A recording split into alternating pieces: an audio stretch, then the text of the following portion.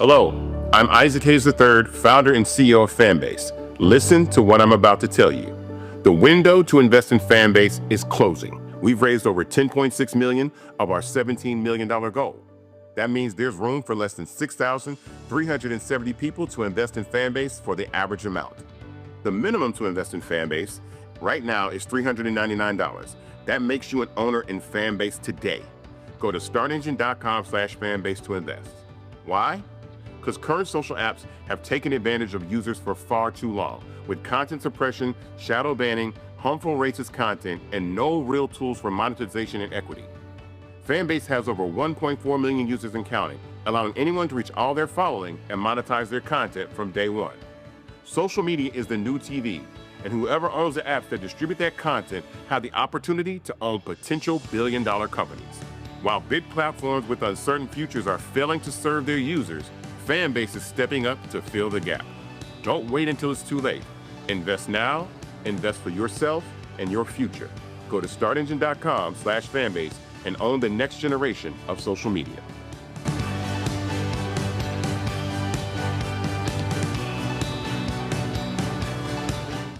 Folks, Black Star Network is here.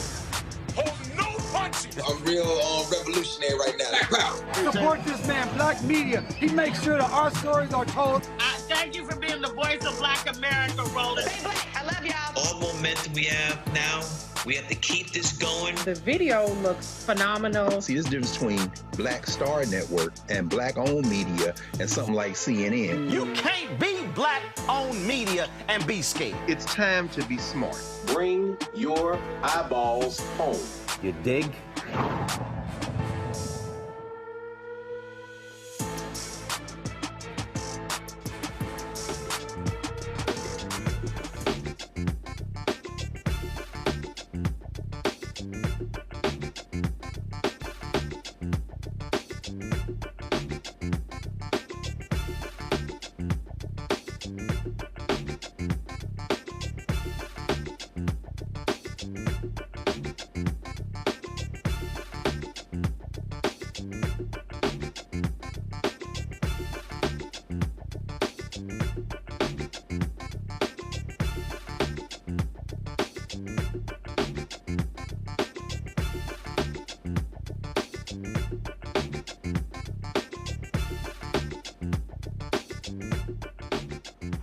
Today is May 7, 2025, coming up on Roland Martin Unfiltered, streaming live on the Black Star Network. Stunning news out of Memphis. 3 former cops who were involved in the murder of Tyre Nichols were acquitted on all charges by an all-white jury. We'll hear from Ben Crump, who is the attorney for the family, about this devastating decision. Congresswoman Jasmine Crockett laid into Donald Trump in a hearing about trans people and fencing, and it was pretty idiotic. And so we'll show you exactly what was said there as well. Also, a lot of drama at Florida A&M regarding the search for a new president. We'll tell you what's happening with that. And the Fed chief says, hey, keep moving forward with these tariffs, then you're going to see significant unemployment as well as a recession. And Congressman Gregory Meeks tore into the Treasury Secretary, who said that the trade deficit is a national emergency. Yeah, lots to unpack there. It's time to bring the funk. Roland Martin Unfiltered on the Black Star Network. Let's go. He's got it. Whatever the miss, he's on it. Whatever it is, he's got the scoop, the fact, the find. And when it breaks, he's right on time and it's rolling. Best believe he's knowing. Putting it down from sports to news to politics. With entertainment just for kicks, he's rolling.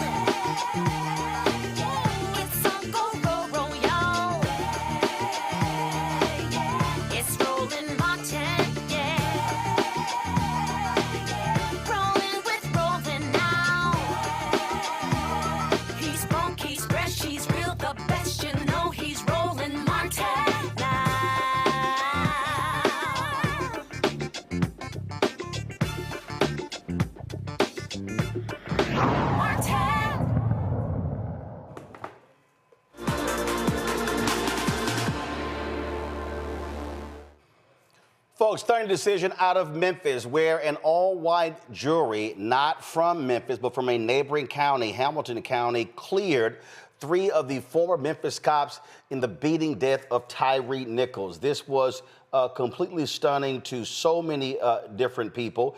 This was the state trial. Now remember, they had already been convicted in federal trial, but sentencing was delayed until the outcome of this state trial.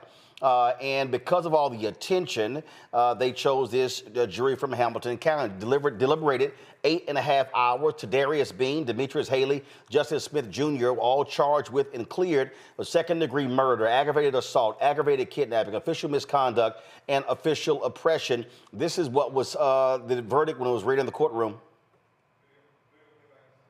Demetrius Haley, not guilty. Count 2, we the jury find the defendant, Justin Smith, not guilty.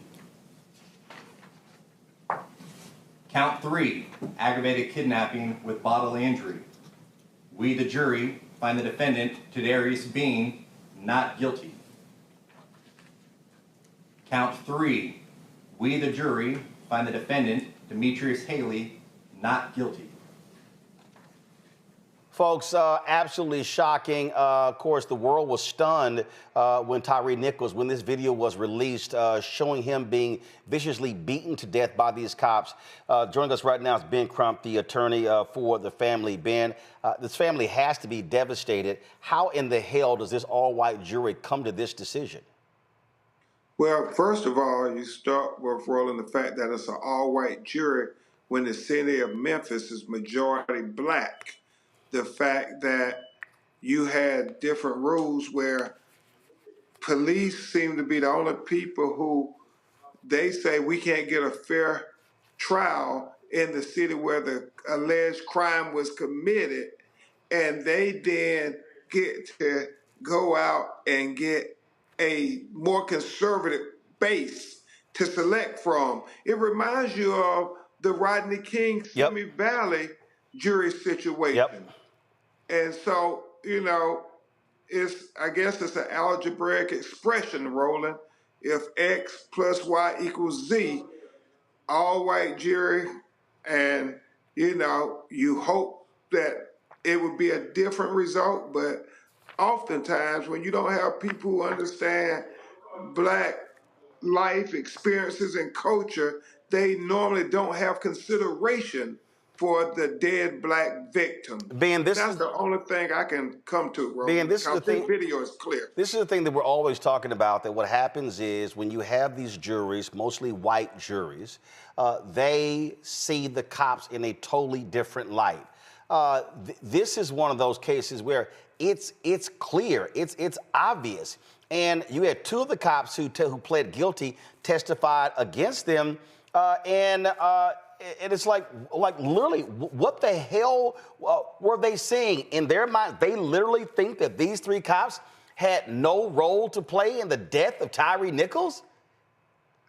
I mean, Roland, it's astonishing the fact that they didn't even find them guilty of official misconduct, even though the city ordinance and the police policy said you had a duty to intervene if an officer was committing excessive force. How can you say it wasn't excessive force?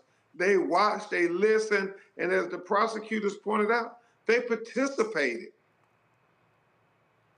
Yeah,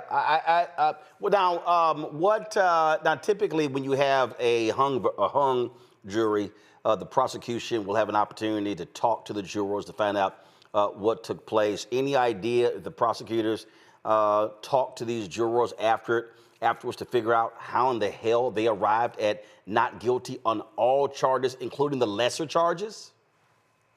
I don't think this jury wanted to talk to the prosecutors.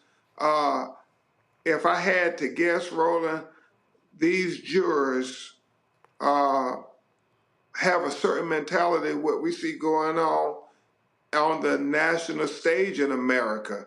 It's divorced of respect, I believe, for black victims. And so thank God we had Christian Clark and the feds get convictions in federal court on all the officers, because without that, Miss Robine and her family wouldn't have had any justice. And keep her impressed. She is just utterly devastated. She could not believe what she heard. Ben, no, you have to go, but the federal sentencing was delayed until this state trial. Bean and Smith both were found guilty in federal court of witness tampering. They face up to 20 years in federal prison. And Haley, who was also acquitted in state, he was found guilty on all counts on the federal level. He could serve a life sentence in federal prison. And so this is a perfect example of what we talk about when we talking about how the Department of Justice, now the Department of Injustice, in that at least for African Americans, we could look to the federal government if we couldn't get recourse on the state level, where you had DAs who would not indict, who would not prosecute. You now have a federal Department of Justice who they'll let cops get away for stuff after they've been found guilty. Trump pardoned 2 cops who were responsible for the death of a black teen in D.C. Those 2 cops are now back on the force. And so the only thing here is that they already have been convicted, and now the question is, what will the sentencing be in federal court? Exactly, Roland. It reminds you of elections have consequences. All those people who say, well, there's no difference between President Biden, Kamala Harris, Vice President administration versus a Trump administration. Well, I beg to differ. This is prima facie evidence that elections do matter. And I do want to remind all of your audience, Roland Martin, that June 5th will be Tyrie's birthday. And so we're talking about having a big march on the 5th to say that Tyrie life matters. Well, let's also not forget May 25th is the 5th anniversary of the death of George Floyd. That is a Sunday. And we're living in a time where on the federal level, these folks want to act like that didn't exist. And then you have some people calling for Derek Chauvin to be pardoned on the federal charges. Yeah. So we got work to do, brother. Thank you, Roland, for always covering our stories. Ben, I appreciate it. Thank you so very much. Yes, sir. I want to bring up my panel right now who joins me. Daniel Blackman, former Biden appointee, founder, Renaissance 94 out of Atlanta. We have Joy Cheney, founder of Joy Strategies out of D.C. Derek Jackson, Georgia State Representative out of Atlanta as well. Derek, I'm going to start with you. I mean, my goodness. When the news came across, I got a text message from Ben about this, and I just couldn't believe it, that how in the hell could any jury watching that tape not convict these cops on any charges? It's not that they were found not guilty on the most serious ones. They were found not guilty even on the lesser charges. You know, Roland, I'm still stunned. I mean, this breaking news continues to be breaking news continuously in our Black and brown communities. What is justice? What is justice? Where you have hard evidence, video, audio, you have concrete evidence that the law enforcement exceeded their authority and they killed an innocent man. And so when you have a verdict where you're going to acquit all of these officers, and now you had a Department of Justice, to your point, it's the most unfortunate thing, brother. We're going to see these things over and over again. And that's why there's a necessity of civil rights. There's a necessity of making sure that we have justice for everyone. There's a necessity to curtail this bad behavior. And when we don't do that, and we don't have a mechanism in place where a jury of 12 individuals all looking at the same tape and they acquit these 3 officers. I mean, you mentioned George Floyd, Roland. This will be 5-year anniversary. And 5 years ago, every municipality, every city, every state made a plea to curtail, do justice reform. And here we are, still seeing the same thing over and over again. It's just appalling. It's unfortunate that this family is not going to get the justice that they deserve and demand. When you see this evidence that they killed him. Joy, the point that we've been making is that, again, with this idiot in the White House, you cannot look to the federal government for any recourse. And Lord knows what the hell the U.S. attorney, what sentencing they're going to ask for these cops, because he's been willing to let cops off for heinous activity. Correct. I mean, he lets cops off for heinous activities. He's also let heinous white Americans who stormed the Capitol off for heinous activities against cops. There's no rhyme or reason except lawlessness is the order of the day here. And there seems to be a belief that Black lives matter just a little bit less than everyone else. This is what we meant. And what happened with George Floyd was an awakening where people understood, it felt like, they understood why we cried out and said Black Lives Matter. But this retrenchment from that is a sign that we're going back to the time, or at least people are now willing to admit what they really believe, which is that when it comes to cops, our lives don't matter. And it really doesn't matter the race of the cop. What is so hurtful here is that, you know, we had one verdict. We don't know what's going. We had a sentencing. We don't know verdict. We don't know what the sentencing is going to be in the federal case. We have it here. There will be postmortems. I'm very interested to see what how the jury could have come to this decision legally. What I pray for is peace in that community, because this is the kind of thing that would make you take to the streets. None of us are safe in this case. And it is a sign that I know you're talking, but there's a sign that when you have a jury that is all white, they simply do not understand the things that Black people undergo, which we all do regardless of socioeconomic status. Yeah, but the thing here, Daniel, and we see this on numerous times, where white juries, especially conservative juries, in their minds, they see the cops as friends and allies. Yeah, well, I mean, look, 3 words, and you already said them. Elections have consequences. Coming from a federal background, it's really, really important for us to understand that 5 years isn't that long ago. We clearly have not fully as a nation healed from what we all witnessed in the same year with both Derek and myself's home state with Ahmaud Arbery, Breonna Taylor, and George Floyd.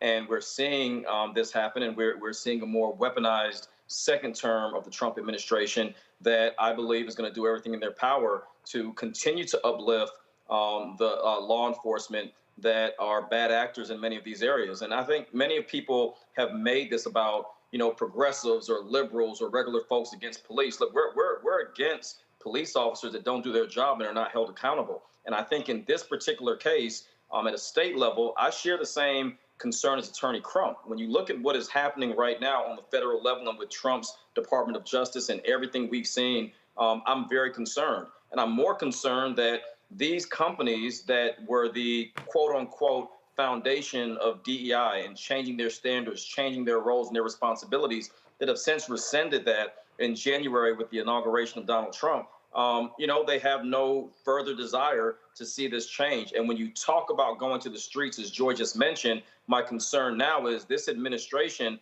has not only weaponized the courts, but we now may even see a scenario where if people do take this to the streets, will we see military or even further policy choices by the administration to quell that and then ultimately put activists, marchers, and folks that demand justice behind bars? We saw what those individuals from January 6th did. They were acquitted, their charges thrown out the door. The same scenario won't happen for those of us who march for justice. Well, folks, now we'll see what happens on the federal level when sentencing actually takes place. All right, got to go to a break. We come back. Lots to talk about. Congresswoman Jasmine Crockett takes MAGA to task over their constant focus on trans athletes as opposed to much bigger issues in this country. So we'll show you that. Also, massive cuts continue in the Veterans Administration. We'll talk to a black veterans group about that, but also on Capitol Hill today, the head of the VA got raked over the coals by a senator for just the arbitrary cuts they've been making. Some 80,000 people being laid off. And what happens when a black family complains about child being called the N-word? Well, they complain to a Catholic school. The Catholic school boots their son out of the university. We talked with saxophonist Mike Phillips about what his family has been going through.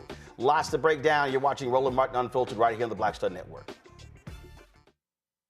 We begin tonight with the people who are really running the country right now. Now, Trump is often wrong and misleading about a lot of things, but especially about history. Donald Trump falling in line with President Elon Musk. In the wake of the unsettling news that MSNBC has canceled Joy Ann Reid's primetime show, The Readout, Roland Martin and the Black Star Network would like to extend an invitation to all of the fans of Joy Ann Reid's MSNBC show to join us every night to watch Roland Martin Unfiltered, streaming on the Black Star Network for news, discussion of the issues that matter to you, and the latest updates on the twice impeached, criminally convicted felon-in-chief Donald Trump and his unprecedented assault on democracy, as well as co-president Elon Musk's takeover of the federal government. The Black Star Network stands with Joy Ann Reid and all folks who understand the power of black voices in media. We must come together and never forget that information is power.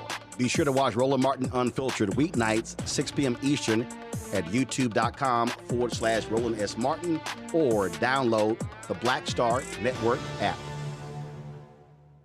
My name is Lena Charles, and I'm from Opelousas, Louisiana. Yes, that is Zydeco capital of the world. My name is Margaret Chappelle. I'm from Dallas, Texas, representing the Urban Trivia Game. It's me, Sherry Shepard, and you know what you watch. Roland Martin on Unfiltered.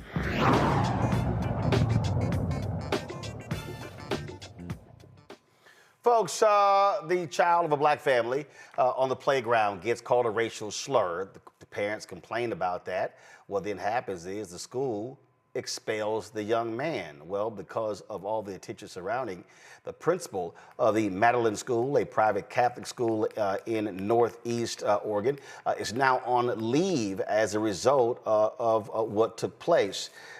Mike Phillips, of course, internationally renowned saxophonist, says that the 10-year-old son was called a racial slur again on the playground. They demanded answers and planning to address the racism.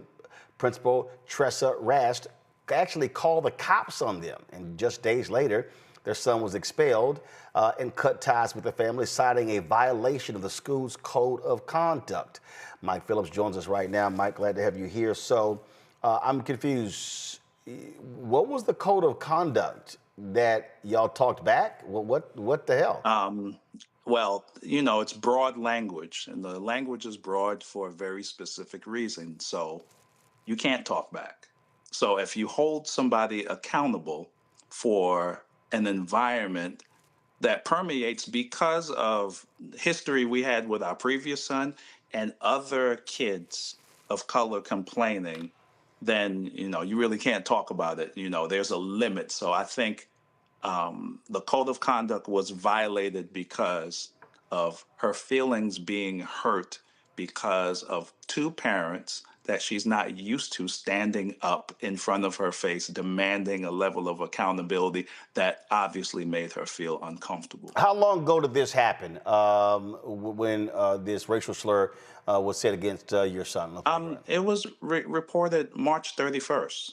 March 31st. Okay. And we came to the school immediately and took our son out. And I said, "Are you okay?" And he said, "Dad, I'm good." I said, "We can take you home right now." And his thing was, "Hey, we're starting chess club, so I want to at least do that." And then I said, "Did you hear someone say that to you?" He absolutely said yes. And, you know, then I asked the principal, I said, "We need to see your racial incident policy." She gave us a piece of paper and said it was emailed to us. Again, really vague language in how they approach this. And then we wanted to have a conversation about it. And then all of a sudden the conversation is over. And I saw her go to the phone. And as soon as I saw her turn around and go to the phone, I said, oh no, she is calling 911. And that's exactly what she did. She called 911. 911 off of a conversation. And you know what? I'm really curious if anybody in the history of that school talking to any principal have had the cops called on them. Now, this puts me, with the breaking news that just happened, the level of danger a black man is in when the cops is called on him in a predominantly white school. Come on, man. Like a disrespectful level, pulling a lever of power. Like it was crazy, Roland. Is your son still expelled? Where is he? Absolutely, he's still expelled. And guess what? We put him in another school, and we turned that around in 3 days. And from this letter, it's permanent. And I absolutely don't want to put him back in that school and have him associated with the scene of the crime. So we're good on that. Never again. Have you heard from other parents? And first of all, how diverse is this school, or is it not diverse at all? It's not diverse at all. And and I get asked the questions. Well, why would you put him in a space that doesn't have any diversity? Well, I mean, all you have to do is check the census report of Portland, Oregon. Now you have black family and executives that come in that work for Nike, they work for Adidas, Columbia Sportswear, Intel, Boeing. And if we can't get what we want from the public school system, then we have to kind of like, we got to make sure our kids get the optimal education. So it's kind of like, you damn if you do and you damn if you don't. How traumatic, how difficult has this been for your son?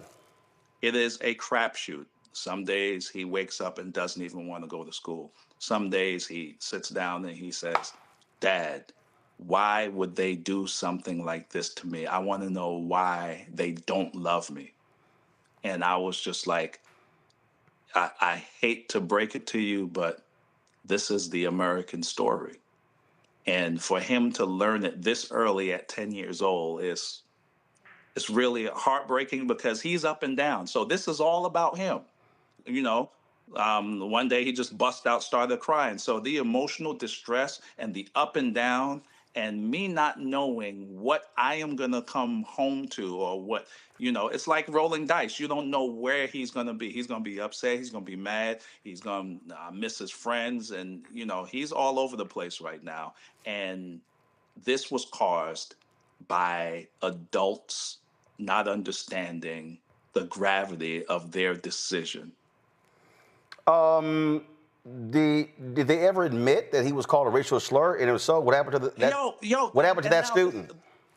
This is so crazy. Like, there's a little bit going around where they're saying that there's a story going around where one kid made the whole thing up and then convinced my son to go along with it, which is asinine to me. The person who said it, they said everybody who mentioned it, they mentioned it to them. Nobody knows who said it.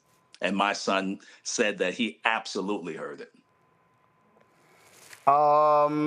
What's next?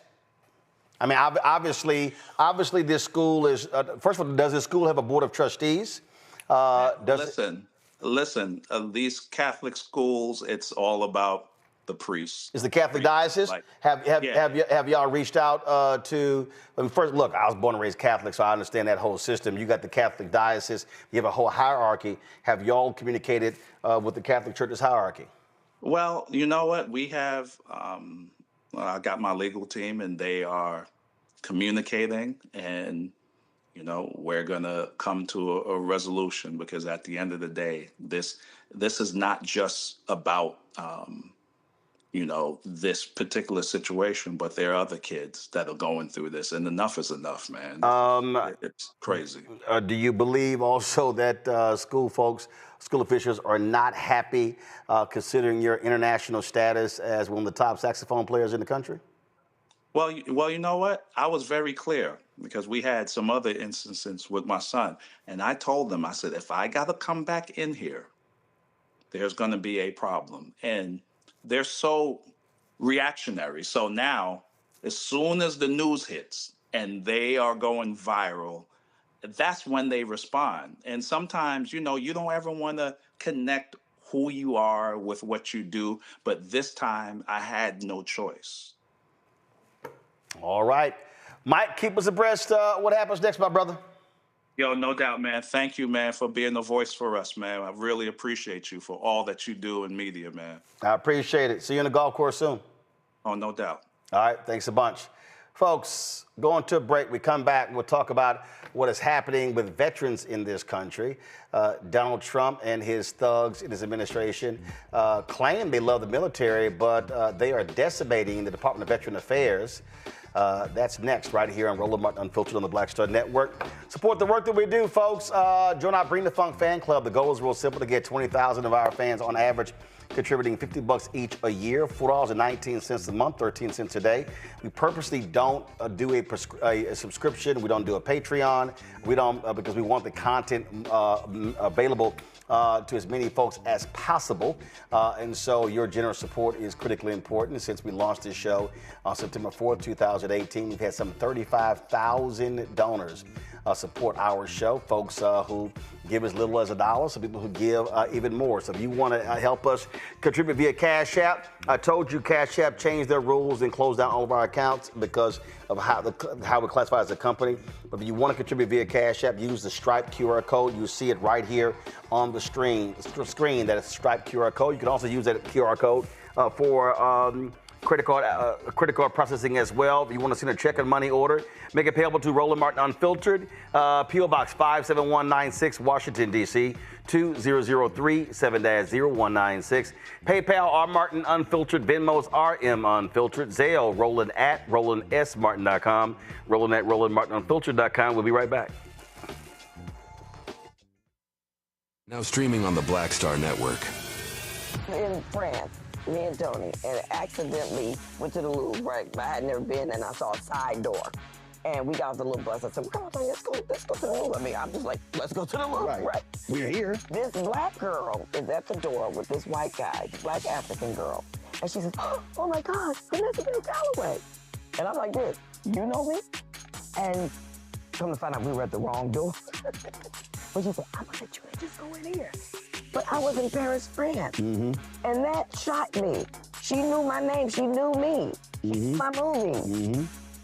You know, so it's like, you just gotta, they say, build and they will come. Put it out there, people will find it, they will come.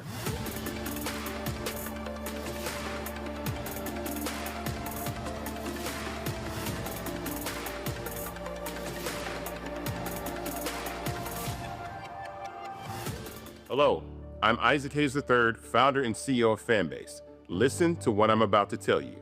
The window to invest in Fanbase is closing. We've raised over $10.6 million of our $17 million goal. That means there's room for less than 6,370 people to invest in Fanbase for the average amount. The minimum to invest in Fanbase right now is $399. That makes you an owner in Fanbase today. Go to startengine.com/fanbase to invest. Why? Because current social apps have taken advantage of users for far too long, with content suppression, shadow banning, harmful racist content, and no real tools for monetization and equity. Fanbase has over 1.4 million users and counting, allowing anyone to reach all their following and monetize their content from day one. Social media is the new TV, and whoever owns the apps that distribute that content have the opportunity to own potential billion-dollar companies. While big platforms with uncertain futures are failing to serve their users, Fanbase is stepping up to fill the gap.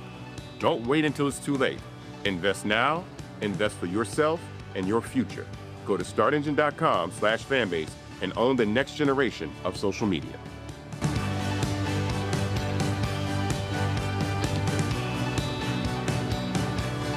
On the next next, A Balanced Life, we're talking soul and soul food. The kitchen is the heart of the home. So many memories that are there, the things we've learned, the recipes that we've tried to garner and to somewhat figure out how to cook ourselves. There's something about the kitchen and family and being at the table that brings us all joy. We're going to be joined by some amazing guests who are going to talk to us about how do we keep tradition alive and what are we doing for the culture. The traditions and the gathering and the warmth and security, those memories are super important. And we have to, make sure that those continue to happen. So no matter how we get in the kitchen or around the food, I just want you there. That's all next on A Balanced Life here on Black Star Network. On the next Get Wealthy with me, Deborah Owens, America's Wealth Coach, we're talking about the difficulty of being able to acquire wealth for Black Americans. My guest, Emily Flitter, is the author of The White Wall, How Big Finance is Bankrupting Black Americans. The bad stuff that you feel when you're dealing with the financial services industry is not your fault. It's not your fault, and you don't deserve to be treated like this. That's right here on Get Wealthy, only on Black Star Network. Hey, it's John Murray, the executive producer of the new Sherry Shepherd Talk Show. This is your boy, Earthquake. And you're tuned in to Roland Martin, Unfiltered.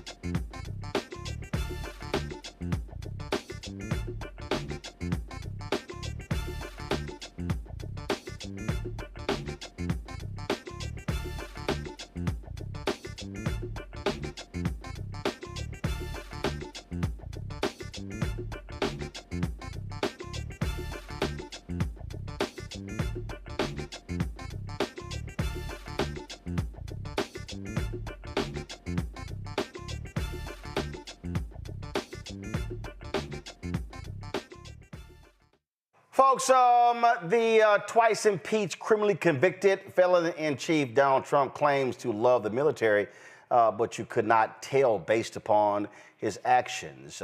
Joining with Elon Musk, massive cuts have been taking place to the Department of Veteran Affairs. We've been seeing this all across the country. Democrats have been taking aim. Michigan Senator Lisa Slotkin was going hard after the head of the VA, Doug Collins, former member of Congress, about these cuts and just the arbitrary decision to fire 80,000 people. Watch this. So how come there were people fired and then rehired from the veteran suicide hotline? Like you've acknowledged, I think, even publicly, that some of these things were a mistake. It doesn't give us confidence that an 80,000 number, which is just a number, you didn't say career fields, you didn't say whatever, you just said 80,000, that's being done with a scalpel and not a sledgehammer. And I think for veteran care. Again, it's not me that's the only one asking these questions. It's veterans who have a very different political view than me who are getting seriously agitated back home. So I just don't understand the logic behind a across-the-board haircut. Well, I think the biggest thing is what you're looking at here is, I think right now there's been, because that's what I've had to fight for the whole time, is to fight this idea of just being blanket numbers throw out, playing Trivial Pursuit with numbers and others. Right. It has scared veterans. So honestly, what are they going to hear? If all they hear from people is, if you cut this, then it's going to actually impact my health care, then what are they actually going to think? Because one, they've not seen a plan. You've not seen a plan, because we're still working a plan. I'm not going to play out a plan in public that would actually take employees. You wouldn't do it in your own office. I know I'm over, but it is playing out in public because you have fired people and then they have been rehired. That's not a secret plan. People in my district, Marines, veterans, have been fired from their VA jobs and then brought back. So it's not that there's some sneaky plan. You're in it. You're living it, and you're living the sloppiness of it. So I'm sorry, I know my time's over, but I can't agree that the 80,000 is going to be a nice trim scalp.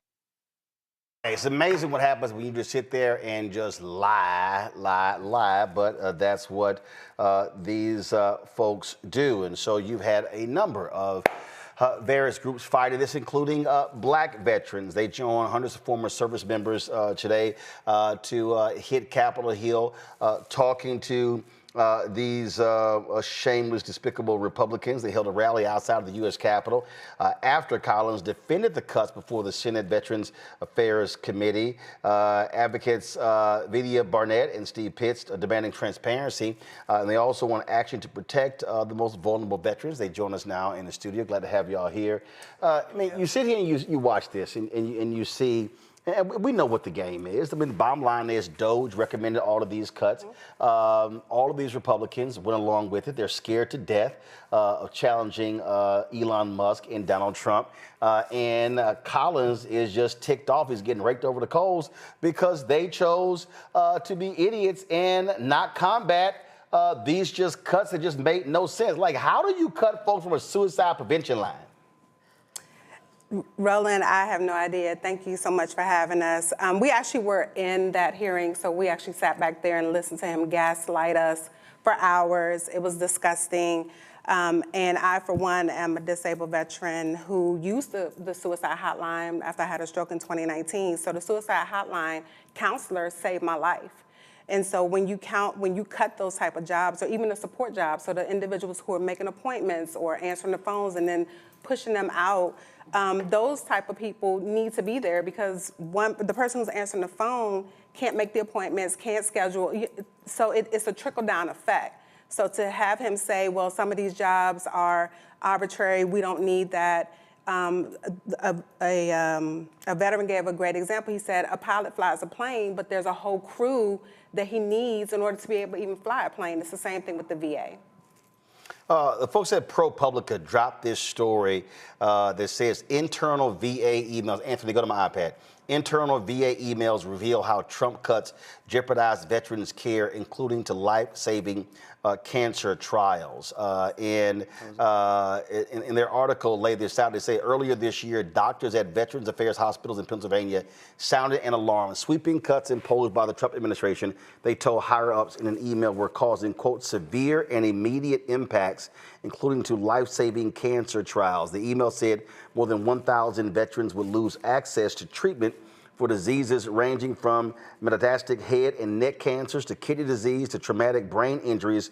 Quote, enrollment in clinical trials is stopping, the email warned, meaning veterans lose access to therapies. The administration reversed some of its decisions, allowing some trials to continue for now. Still, other research, including the trials for treating head and neck cancer, has been stalled.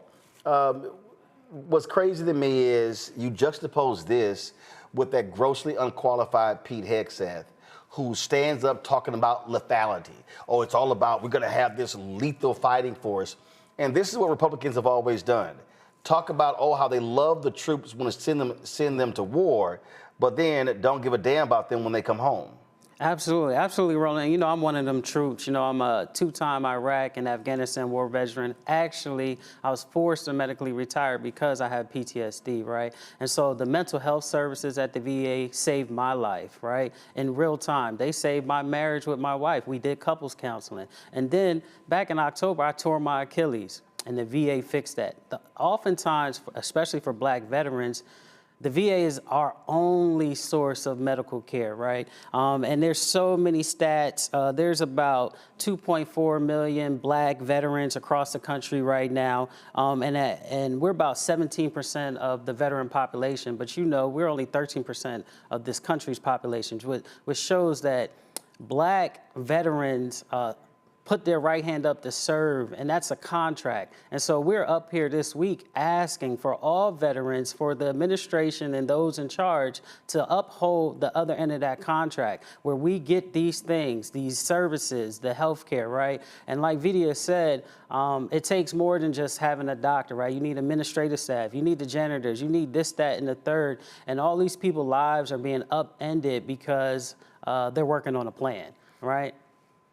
Well, one of the things that jumps out at me again, you would think if there is one department that they could get right, whether it's a Democrat or Republican president, it would be the VA. And it just continues to have problem after problem after problem. But we're dealing right now where Trump wants to make the Pentagon's budget $1 trillion, the first time ever to spend $1 trillion.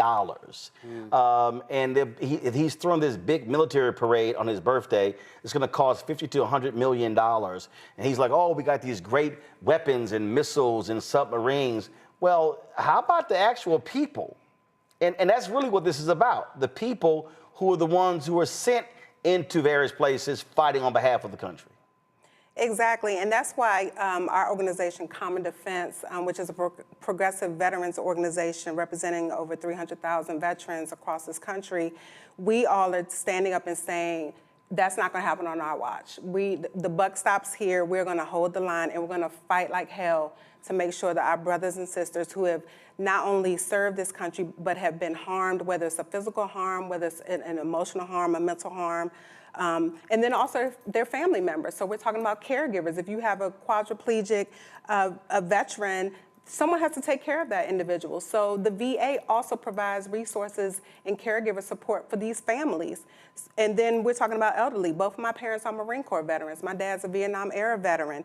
You know, as my parents get older, the VA also funds some of the care that these older veterans will need. And these are the things that people aren't discussing. It's just cut, cut, cut, but not looking at the lives behind the numbers. And that is, for me, very personal because I come from a family of service. My husband's an Army vet. My daughter's a Coast Guard veteran. I'm an Air Force veteran. And for me, it is offensive. That is the reason why I took this oath of office, knowing that I was going to be taken care of. And I just shudder to think what will happen to not only myself, but other veterans, especially when you're talking about your senior veterans that don't have access in rural areas. So with these cuts, that means those individuals may be 4 hours away from a VA. How are they going to get the care that they need, their medication? So these are the things that I think this administration, their regime, that's the word I use, they're very short-sighted. They're looking at us like we're a budget, a line on a budget spreadsheet, and not individuals who majority of us volunteered to serve this country. My dad's generation was drafted. We volunteered. And now you're going to slap us in the face and tell us, oh, well, you know, sucks to be you?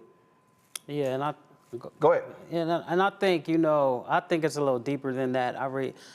These individuals, they're smart individuals. They're not making smart decisions, right? And so they use the data to project what's going to happen. And some of the data, the VA projections show that there will be a significant increase in veterans who are members of minority groups, like our founder, Jose, who had life-saving surgery by the VA, right? He's going through chemotherapy right now. He sat out there in front of the Capitol yesterday with Bernie Sanders and the whole gambit. But when we're in there and we're advocating, some of these legislators are not really showing us why they are in their office. But the numbers show that the veteran population will be about 40% minority groups by 2045. And so I really believe that with the reshaping of all the veterans and closing these veteran facilities. But in addition to the current active duty and the reservists, right? And what the Defense Secretary is doing, we're trying to reshape what the military looks like. That for me is just dog whistle saying we want to have the military and the veteran population look a certain type of way, taking us back to certain times, right?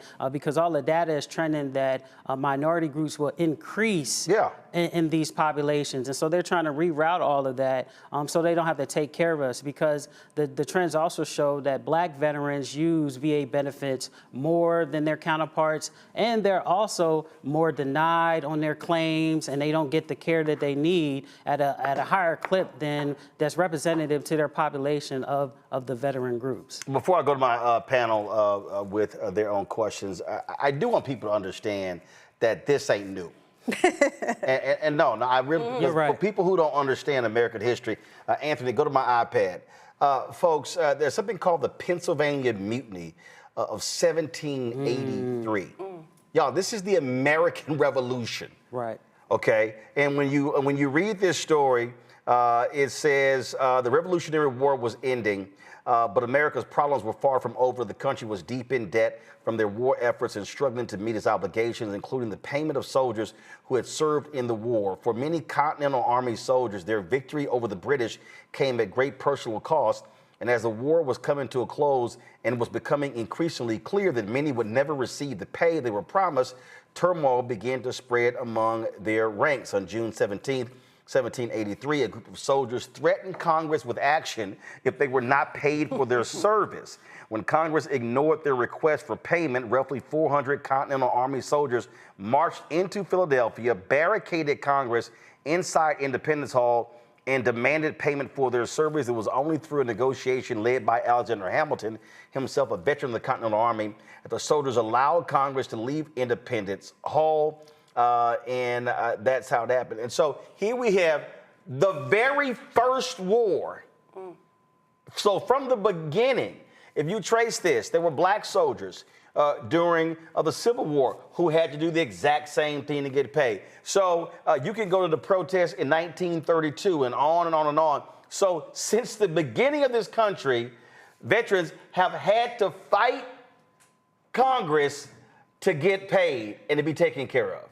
From the beginning. Absolutely, absolutely. And you know, this is for all veterans, right? But you know, me and Vidya being the co-chairs under Common Defense for the Black Veteran Caucus, we really want veterans to know that we're standing up, right? That's why we're here this week, 100 veterans, next time 1,000, and we'll keep coming back because we recognize we have to stand in the gap. Because to your point, when the Black soldiers came back from the Vietnam War, right, they didn't get the same benefits, right? They didn't get the home ownership. They didn't get certain benefits, right? And we've been serving. Oh Black yeah, after veterans. World War II, Black soldiers did not benefit the GI Bill. Right, not at all. And we've been serving since colonial times by force or choice, right? And so I think in the direction that we're actually headed, I think it is a squeeze to kind of push out minority groups from serving in these places, right? And then I actually see in our future, because recruitment numbers are down, that we might go back to a draft. And that's why they haven't put out the plan, because I think the plan is deeper than what we actually see. Well, first of all, they keep claiming how they're hitting their recruitment goals. And the problem they're facing is they can't convince enough of these rural white boys to join. And we see how they are treating African Americans. We see how they're booting out Black generals. They fired the Joint Chiefs of Staff. They fired several high-ranking folks. And Hegseth now wants to cut the number by 20%, number of four-star generals and admirals, and I can guarantee you it's going to be a bullseye on the back of Black veterans in those ranks. Let's go to our panel. Derek, your question. Yeah, Roland, thank you. My question, first off, I appreciate the work that you all are doing. As a retired naval officer, 22 years in the Navy, man, every time I hear this current administration coming after veterans, it just sickens me to death. This thing about June 14th, what can we do or you're planning to do that we can do across the United States to stop this military parade? When you Roland mentioned anywhere between 50 to $100 million.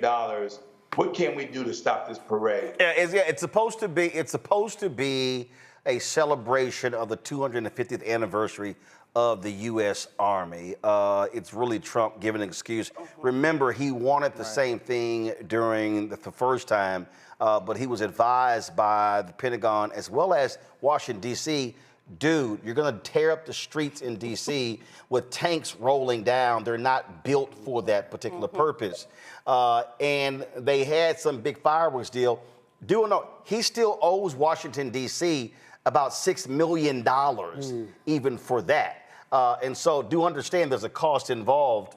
I'll be honest, what I've actually said to some Democrats, I said, y'all should skip that. I said, and in fact, my suggestion was they should hold a separate celebration on the 250th anniversary, and they should make it about the soldiers and their families. Because the people who, and I was talking to a retired two-star general who said, man, I love that idea. He said, because it's not just the soldiers who serve, their families serve as well. So while Trump is over here, frankly, pleasuring himself, I'm gonna call that military masturbation. That's what I'm gonna call it. I think that there could be a different celebration where you're actually focused on the veterans and their families as opposed to showcasing the missiles and the armory like we're in North Korea or in the Soviet Union. Absolutely, and there are protests. We have not set up any, but there are protests that will be going on during that day throughout the country. And then also there will be other things going on around the country because people are tired of this, right? So you have almost $100 million for this parade, but you want to cut. I think yesterday Collins said, oh, we cut $14 million in DEI. I'm like, okay, well, what the hell is DEI? You know what I'm saying? So are you talking about DEI? Are you talking about Black women, LGBTQ jobs in the VA? Like, what are you talking about? And so I think it's really important for us to fight back and say, no, we don't support this. And I think, Common Defense is working on a plan, right? But we're actually going to put it out to the people. But we encourage everybody to join. It's time to get off the couch, especially for our Black veterans, because everything is up for grabs, right? Our benefits, our care, and so we can't sit on the sidelines anymore, right? So you can join Common Defense. There's a bunch of organizations out there, and even Common Defense has joined, Roland, and I think you're part of this, the State of the People Tour, right? We're a national partner for that, and so for Juneteenth, we're supposed to come together for celebrations, right? And so with our partnership with them, we handle the veteran portions of those events, and so I think there's a lot. Common Defense, there's a lot of organizations out here, but I don't think there's anything we can do to stop right now what he wants to do, right? He's going to spend the money,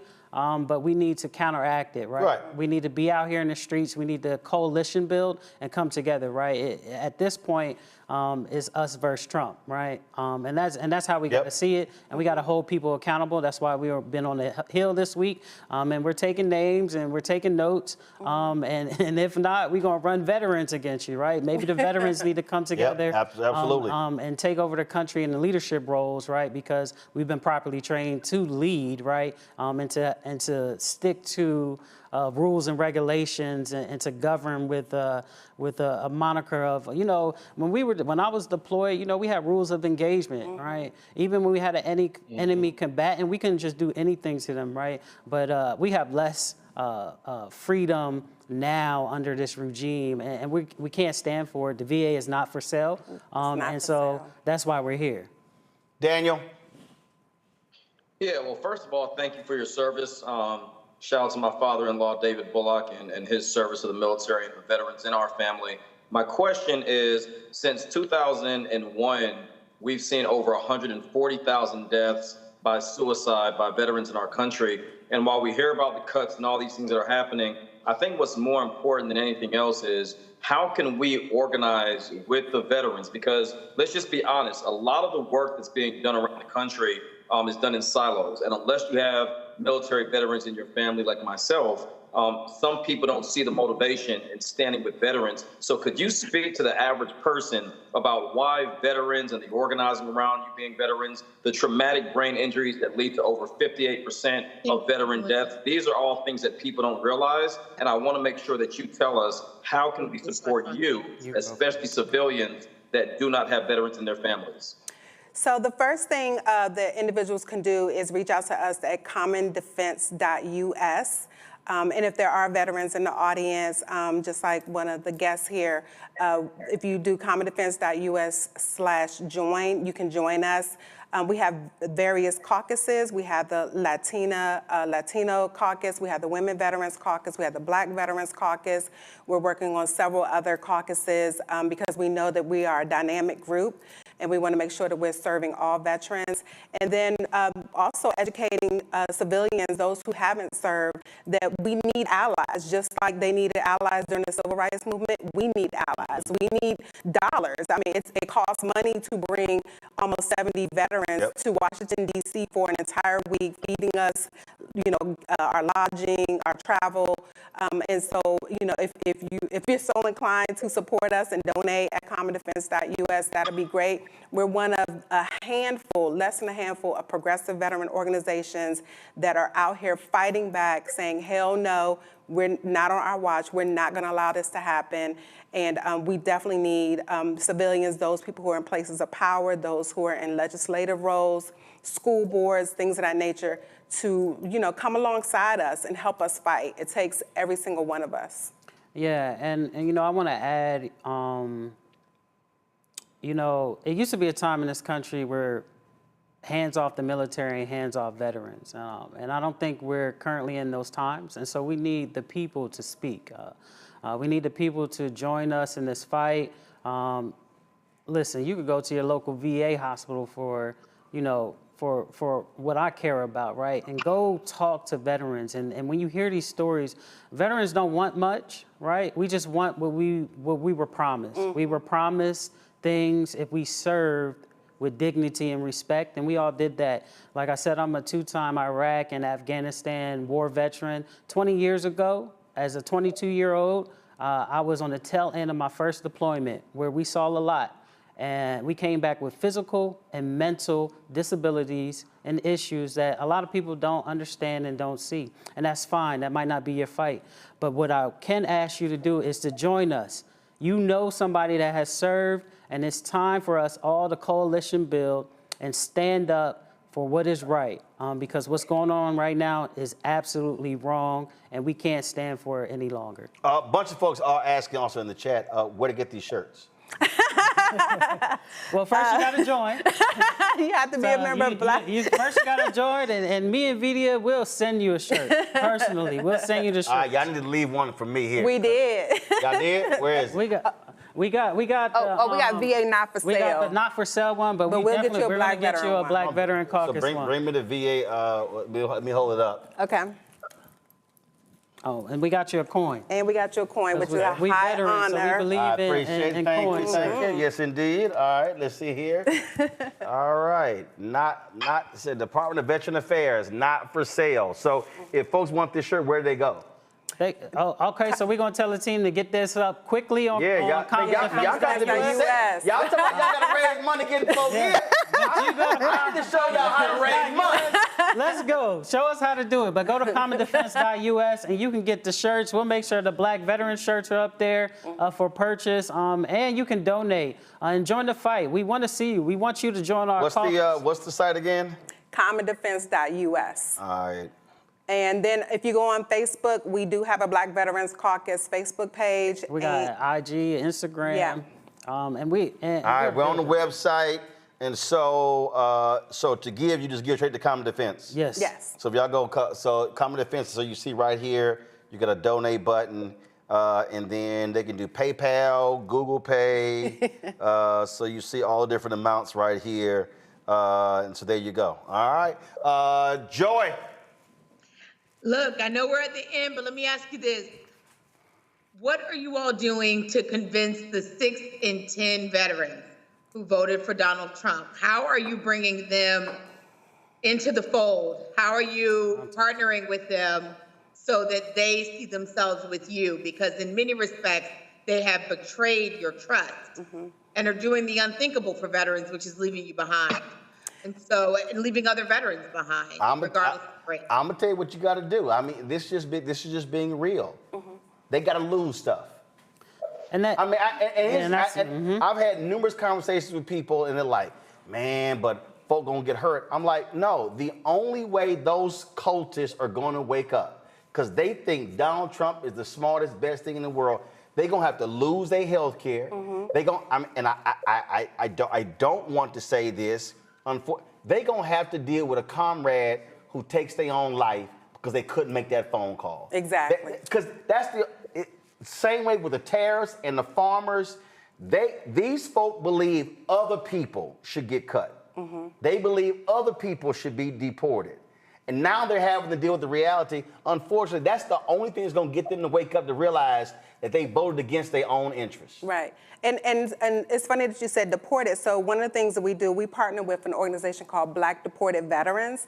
We're actually working with a family of military member Marlon Parrish. So I want to put his name out there in Arizona. He is detained by ICE this year, and Common Defense is working with him to get that information out there. A lot of people do not know that veterans are being deported from this country more so under this current regime and his previous administration than ever before. And so we're working with Black deported veterans to put the word out there. People don't know that if someone came here as a child, they served the country and they're thinking, okay, this is a path to citizenship. Right. And then next thing you know, here comes ICE running up on you and you're in an ICE detention center. People don't know that the veterans are being deported. So that's something else. So you said Black deported veterans, is that what it is? Black deported veterans. Get the information to Carol so we can have them on and talk about it. Because, yeah, that's another part of this conversation that folks aren't having. And there was a whole bunch of Simple Simon Negroes who were trumpeting Trump and who were saying, oh, yeah, they can't deport us. And there's some black folks out there who are so anti-immigrant, but these are folks who actually served this nation and volunteered. And that's who you should not be trying to send out, but that's what we're dealing with right now. Exactly. Yeah. And I think to answer your question, I think, sometimes you got to leave people where they are until they're ready to come join you. But I do think that there's a population of veterans that are sitting on the sideline, and I think we need to go get them. And I believe if we go get the veterans sitting on the sideline together, collectively, we can change minds because we serve with these individuals. And I'll tell you, when I was in the mountains of Afghanistan, political ideologies didn't matter. I wanted to come home, right? I wanted to make it home, and Afghanistan was my worst deployment. And so I believe that if we start talking to fellow veterans and really get to them, they'll change their mind because they'll start to see like, oh, no, your benefits is gone. This VA hospital closed. Oh, they come in for concurrent. They come in for your retirement check because they think you make too much. And so when, like you said, once it comes down your lane. So a lot of those vets they were voting against trans. They were voting against DEI.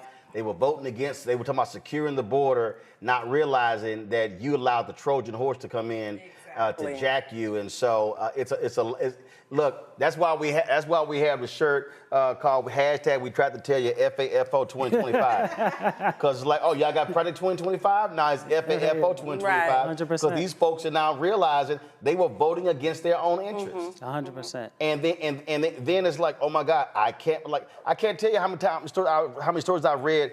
I can't believe he did it to me. Yeah. We tried to tell you. And it's not going to stop. No. And even when you said DEI, a lot of people don't know really who falls into that range, right? Because it's veterans fall underneath that. Yes, we do. Here's what people don't understand about diversity, equity, inclusion. There are numerous programs. There are federal contracting programs. There are hiring programs that specifically give vets a leg up over other people. Those programs are also being targeted. So all these fools yelling DEI, they really thinking black people. Right. And it's a whole bunch of white vets now going, oh my God, what happened? We see? Roland, I even reached out to FAFO. I reached out to an organization that does retreats and outings for women veterans who have PTSD. So I live with PTSD. And they told me, sadly, we lost a grant because it was specifically for women. There you go. So, and I keep saying to them white women, need to get y'all ass off the couch. Stop. No, seriously, because what I keep saying to these white women, black people are ones who have been carrying this ball.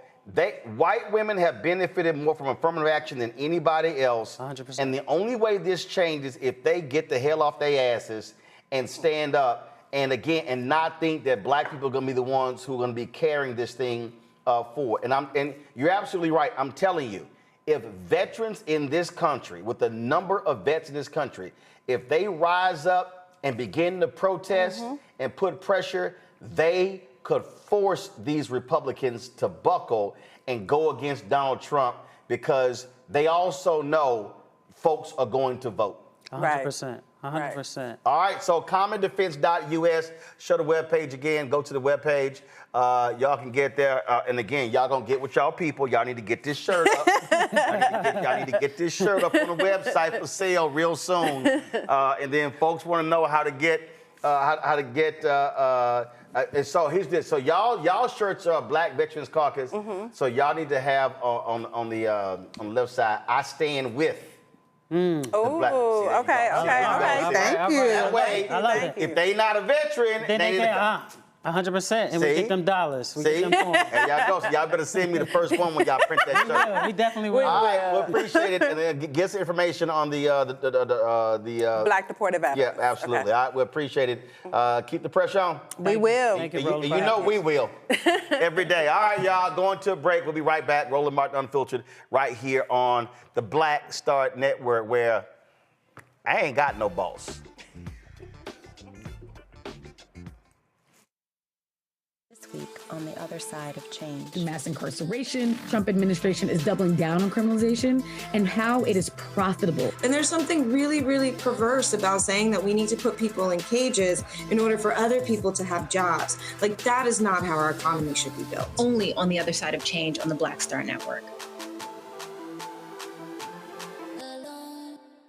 On the next, A Balanced Life, we're talking soul and soul food. The kitchen is the heart of the home. So many memories that are there, the things we've learned, the recipes that we've tried to garner and to somewhat figure out how to cook ourselves. There's something about the kitchen and family and being at the table that brings us all joy. We're going to be joined by some amazing guests who are going to talk to us about how do we keep tradition alive and what are we doing for the culture. The traditions and the gathering and the warmth and security, those memories are super important. And we have to, make sure that those continue to happen. So no matter how we get in the kitchen or around the food, I just want you there. That's all next on A Balanced Life here on Black Star Network. On the next Get Wealthy with me, Deborah Owens, America's Wealth Coach, we're talking about the difficulty of being able to acquire wealth for Black Americans. My guest, Emily Flitter, is the author of The White Wall: How Big Finance is Bankrupting Black Americans. The bad stuff that you feel when you're dealing with the financial services industry is not your fault. It's not your fault, and you don't deserve to be treated like this. That's right here on Get Wealthy, only on Black Star Network. Carl Payne pretending to be Roland Martin. Holla! You ain't got to wear black and gold every damn place, okay? Ooh, I'm an alpha, yay. All right, you're 58 years old. It's over. And you are now watching Roland Martin Unfiltered. Uncut, unplugged, and undamn believable.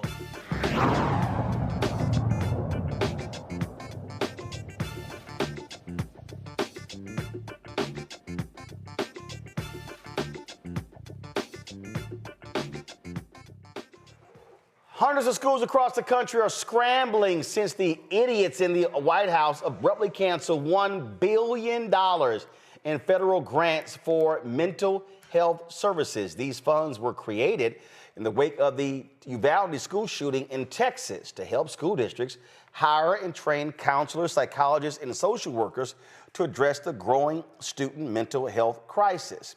The Department of Education says the grants violated civil rights laws, arguing that efforts to diversify the mental health workforce amounted to race-based actions unrelated to student well-being, which is kind of stupid because if you understand health, you typically have black counselors and black doctors who have a better understanding of black people. Juan Shez Miller, a school counselor on the front lines, joins us now to discuss these cuts. Juan Shez, glad to have you here. So first, how have you personally been impacted by these cuts? I'm a school-based mental health therapist, so I am actually within the school system providing therapy services for the children. And my job will end June 30th. And so the cuts have caused me to have to catapult into my own private business. Okay, here's what's crazy. Every time there's a school shooting, these Republicans yell, it's not the gun, it's mental health. But they turn around and cut the mental health money. That's correct. That's just it. That's crazy. Yeah. Like, I agree. Like, how do you cut the money to help deal with mental health to avoid the shooting and then go, hold on, we won't do nothing about the gun, it's the mental health? Yeah. I just don't understand it at all. I don't understand it at all. How are people fighting back? What are they saying? What are they doing? So you hear the people or the workers talking. You hear the students asking why. You know, why are you leaving, or why are we not going to have this available? And so I can only just attest to the fact that you have to go to the school boards. You have to go to your local constituents to have them to rally and ask for the budget that the school has to be allotted for more school counselors or more student mental health therapists to be in the schools, along with the psychologists. And so it's about the people gathering together, their power in numbers. And so it's about the people gathering together to actually make a voice with the school boards, because the schools are funded by some of our tax dollars. And if the people in the community actually speak up and state that where they want their money to go, then I'm pretty sure the school board will hear them. Yeah, I mean, this is a moment that requires people to fight. I was sitting here looking at this particular clip here, and Sarah Longwell, who is one of these Never Trumpers, and she was talking about what people are looking for, what the public is looking for from Democrats. And, you know, we were having this discussion yesterday, and what she's saying is that it's not about policy. They actually want to see folks fighting back. Listen to this. Describe the mood of the country right now. Country is not in a good mood, especially Democrats and independents and some Trump voters who voted for Trump specifically because they wanted him to lower prices. They wanted their grocery prices to go down. They wanted to have better housing opportunities. You know, they wanted him to do something positive for the economy. And so all the economic distress has people really freaked out. Where you're talking on a panel about sort of where Democrats go from here. Yeah. Where do you think they go from here? I think Democrats have to figure out not just how to be against Trump, but also who are they? What are they for? And the thing I hear from voters all the time, especially Democratic voters, is it's not a fight over whether Democrats become more moderate or more progressive. They want Democrats to be more aggressive. They want to see Democrats standing up to Donald Trump in this moment, pushing back, fighting. And it's not really related to policy. It's about posture and attitude, which is why you see people like Bernie Sanders and AOC, even though people may not be full on with them on their political positions, really being glad that they're out there. Point there is the only way you have to fight this. It can't just be, they did what they did. No, it has to be a vigorous fight against these people.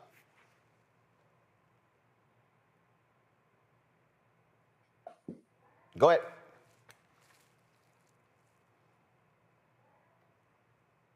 Go ahead. So, your response to that. I mean, and so, when I talk about, so are other counselors, are they trying to fight back? Are they mobilizing? Are they organizing? You know, what is happening?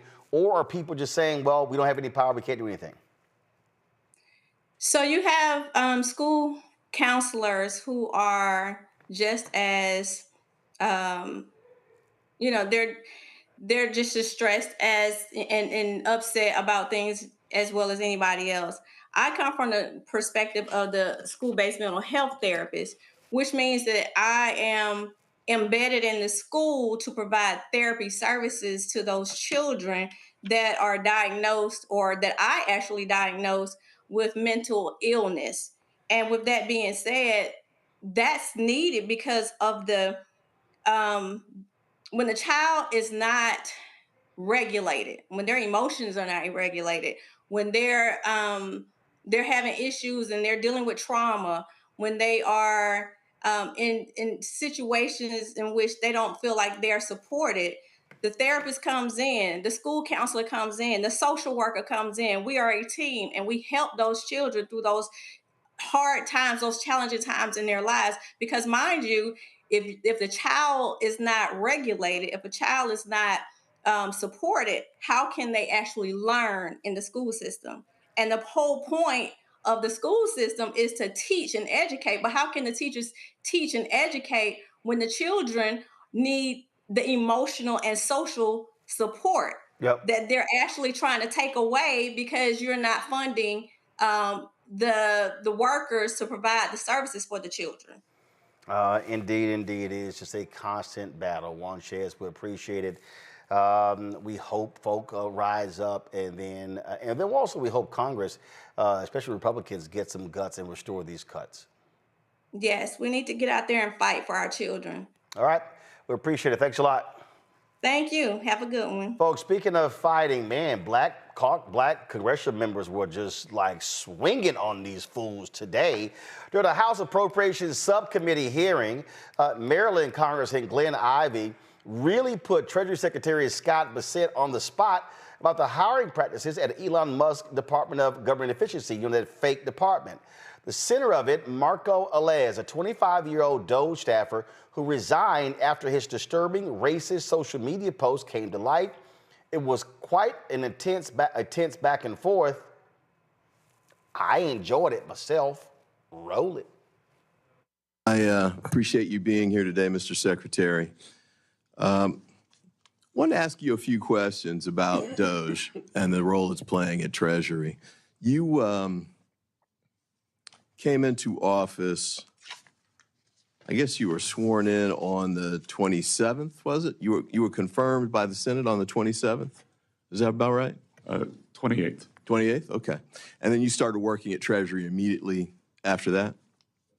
All right, and DOGE began working there as well with respect to the payment systems?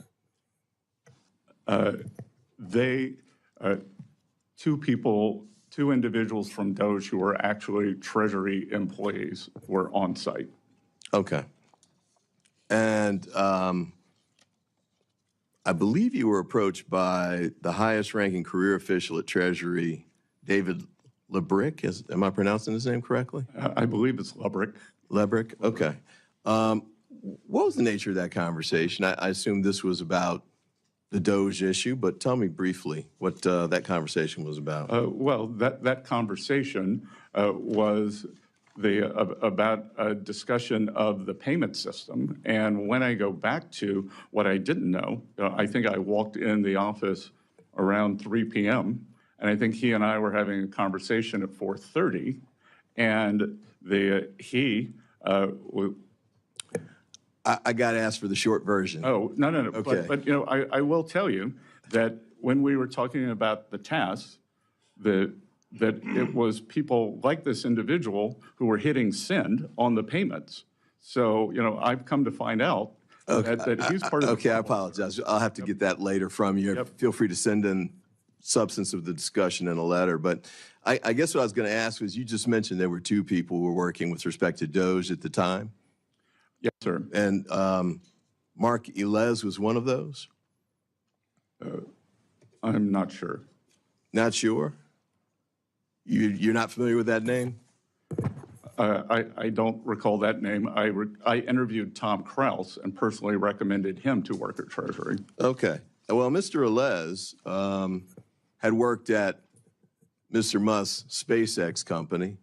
And the Wall Street Journal issued a story, I think around February 7th, that talked about statements that Mr. Elez had made in the prior year.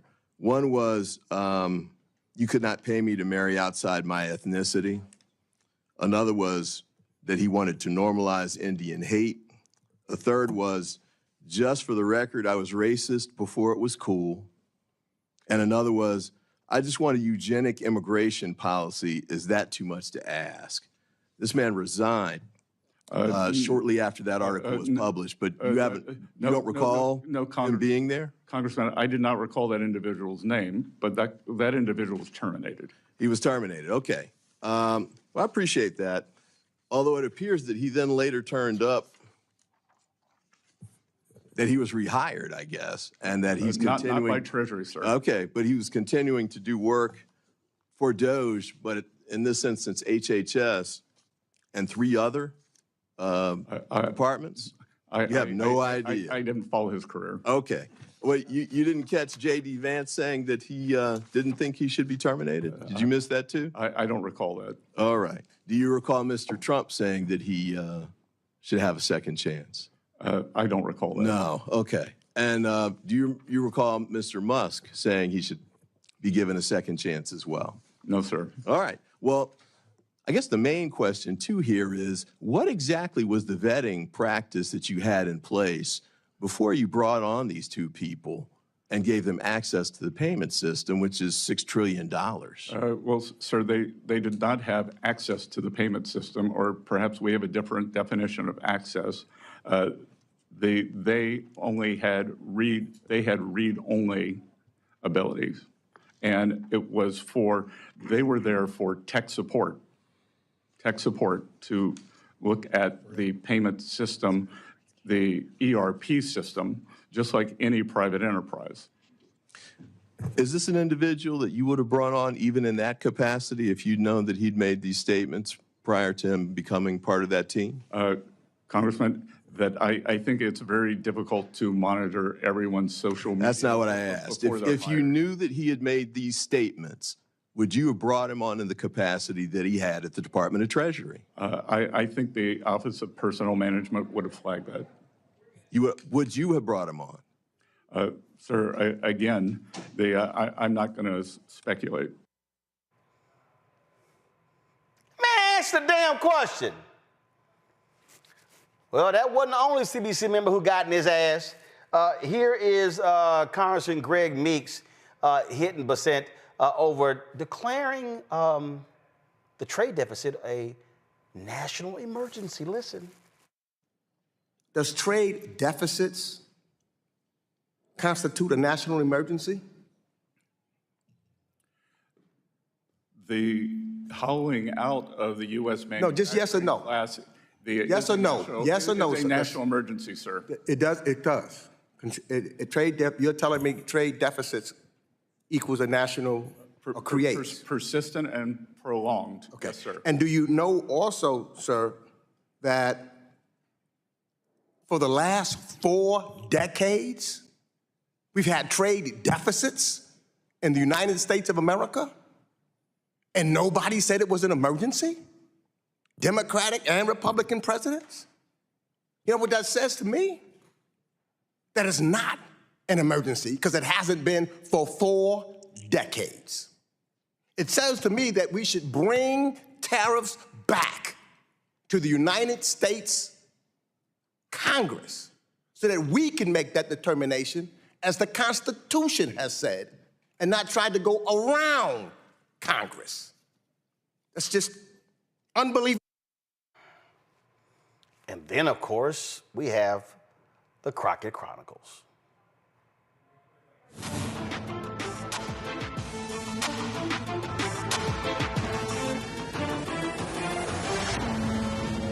so much. It is so interesting that I just learned today at 44 years old that the Republicans are going to be the ones to save women. The same Republicans that have been, say, for women's reproductive acts, or the same Republicans that have stood for the Equal Rights Act, which would hopefully get women to equal pay, or the same Republicans that just this Congress voted for the SAVE Act, which we know would disenfranchise women from even being able to vote. But let me tell you, they are our saviors, and so I am so happy to be here today, because otherwise I would not have an idea that I had a savior in the Republicans. So let's also talk about the fact that it's only been 100 days, 100 long, terrible days for anybody that absolutely believes in reality, because what we know is that they have terminated staff responsible for enforcing federal protections against sex-based discrimination. Sounds like that's pro-women. Or they've cut funding for domestic violence survivor services. Sounds pro-woman to me. Or they've prohibited funding for research affecting women's health.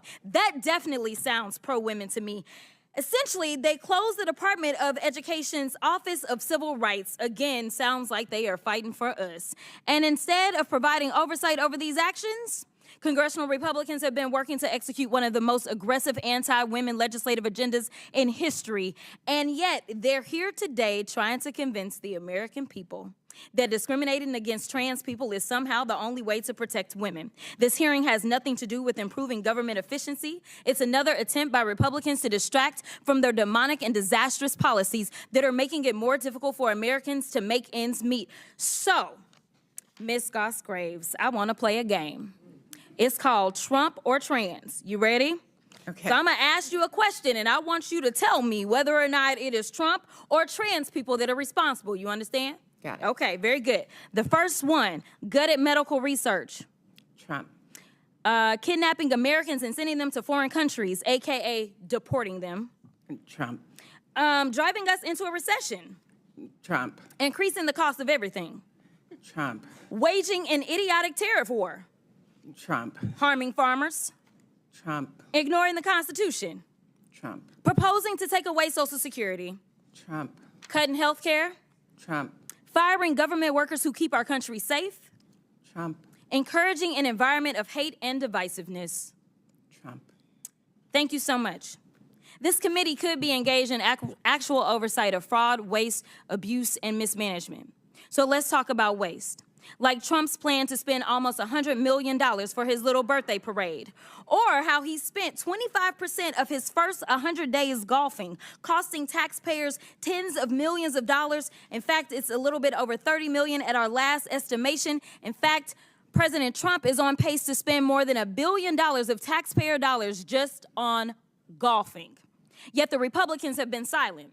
So they must think spending taxpayer dollars on the president's golfing trips is more important than providing health care to their constituents. And when I talk about constituents, we're going to talk about the ones on this committee. So if we look at Texas 26, 39,000 children look to potentially lose their Medicaid with the cuts that they are about to vote on for reconciliation. 88,000 in Georgia 3, 68,000 in Missouri 7, 79,000 in Tennessee 2, 86,000 in South Carolina 4, 50,000 in Texas 04, 85,000 in Texas 27, and in Georgia 14, 111,000. And if you add that up just on this committee, we have 606,000 kids that are relying on us to do right by them. And instead, we playing these crazy games because we worried about 10 trans folk that are in sports right now in college. I wasn't elected to be engaged in these fights. I was elected to make sure that those kids, the kids that they are about to neglect with these terrible votes that they're about to take, I was elected to protect them and to make sure that they could grow up and have all the opportunities. But let's keep on track. Now, when we look at how much they are spending on, let's look at fraud. We could investigate whether the White House and the members of this subcommittee engaged in insider trading and market manipulation. Maybe it's a coincidence that the chairwoman brought hundreds of thousands of dollars worth of stock the day before Trump announced a 90-day pause on tariffs. But I guess we'll never know. So finally, let's talk about abuse. Like how the Republicans have let Elon steal data of Americans and his competitors to make himself even richer. Look, don't let these hearings distract you from their destruction. This is a rage-baiting, instead, This is rage baiting instead of conducting oversight over the issues that Americans actually care about. And with that, I will yield.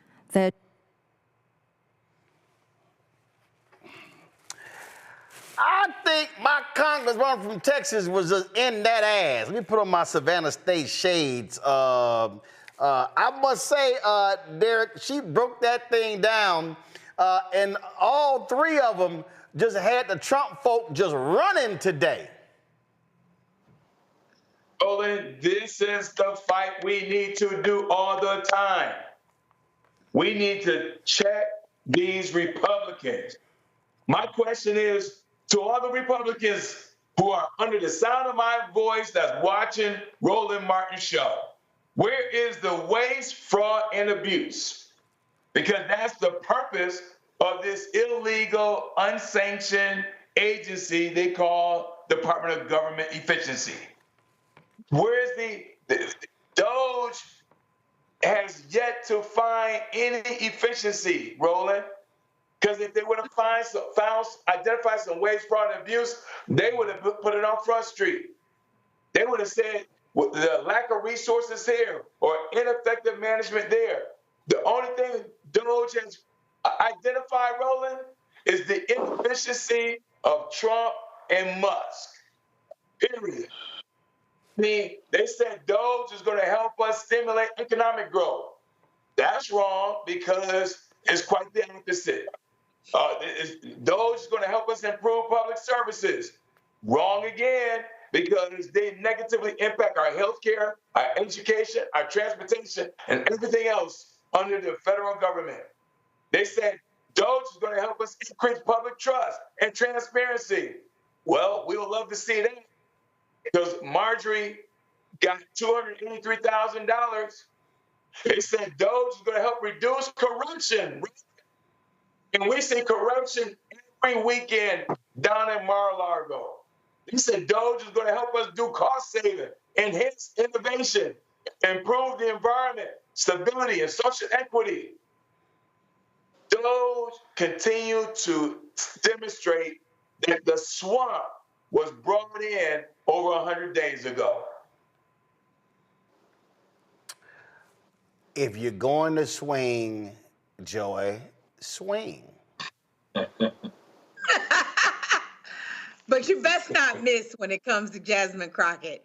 And frankly, any of, our congressional representatives that you saw in those exchanges, no matter what their style is, we saw, a calmer style in some of the early representatives, and then we got all the brilliant fire in the end. And she was going up against my good friend Fatima Goss-Graves, who was also prepared. Her testimony was great. If you are so inclined, I hope you to go back and listen to the substantive part of the testimony being provided to just remind you of how ridiculous it is that their obsession with trans people allows us to spend precious time worrying about attacking and then forcing people into a posture of having to defend not only trans people, but this is sliding scale. Their focus on trans people is because they want to do more on gender and they want to do more on women. White women, pay attention. Any of the focus on trans people is about rolling back the protections that are around gender. And they wouldn't be doing all this for trans people. There are not enough of them. They're doing it because they're laying the legal groundwork to get you. They want to get you back in the house. They want to make it more difficult for you to work. What they have not done, Jasmine Crockett already talked about what they are doing to harm women, but what they have not done was actually advance the causes of women. Paid leave, equal pay, affordable child care, and equal rights amendment. None of that. Haven't heard any proactive policies about that. These people are fraudulent. They are not focused on the things that you think they're focused on, but it also serves the groundwork for what they really want, which is a rollback of advancements for women of all races and of people of color. Be prepared for it. Daniel? I mean, how do I go after Joy? I mean, she pretty much just said exactly what needed to be said. And then, to add as a caveat, we see the current president wanting to give $5,000 or fine $5,000 for women to stay home and have babies. I mean, I think that it's important that we recognize that this is not something that is done systematically just over the last 3 or 4 months. This is a plan that has taken place for a long time. Look, I'll go as far, and some people may not like this, but in 1933, prior to the to World War II, a part of Nazi Germany's strategy was to completely dismantle education, social structures, women's rights. I mean, these are all areas that we can reflect on over a historic past that is still recorded. You know, they can ban as many books as we want, but history itself has shown us that the same playbook that we're seeing today by disenfranchising women, taking money away from the mental health of our children. Look, since COVID, all the way to where we are today, we have seen so many attacks against children and their ability to survive. And I want to go back really, really quickly to what the sister said earlier from the veterans group. Look, there are 133 suicides per day, and 17 of those are veterans. But the fastest growing groups of suicide is our children. And so we have to understand that whether it's an attack against our women, our children's education, or anything that we've talked about over the last hour and a half, we have to understand that this is a part of a bigger picture to disenfranchise the vote, disenfranchise our society, and quite frankly, break down our current democracy, which is imperfect, to build something much worse.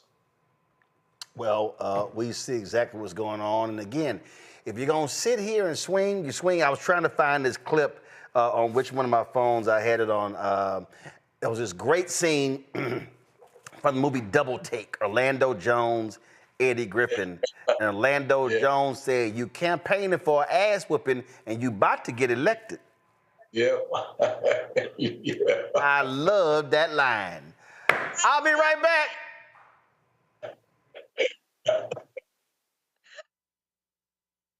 This week on the other side of change. Mass incarceration, Trump administration is doubling down on criminalization, and how it is profitable. And there's something really, really perverse about saying that we need to put people in cages in order for other people to have jobs. Like, that is not how our economy should be built. Only on the other side of change on the Black Star Network.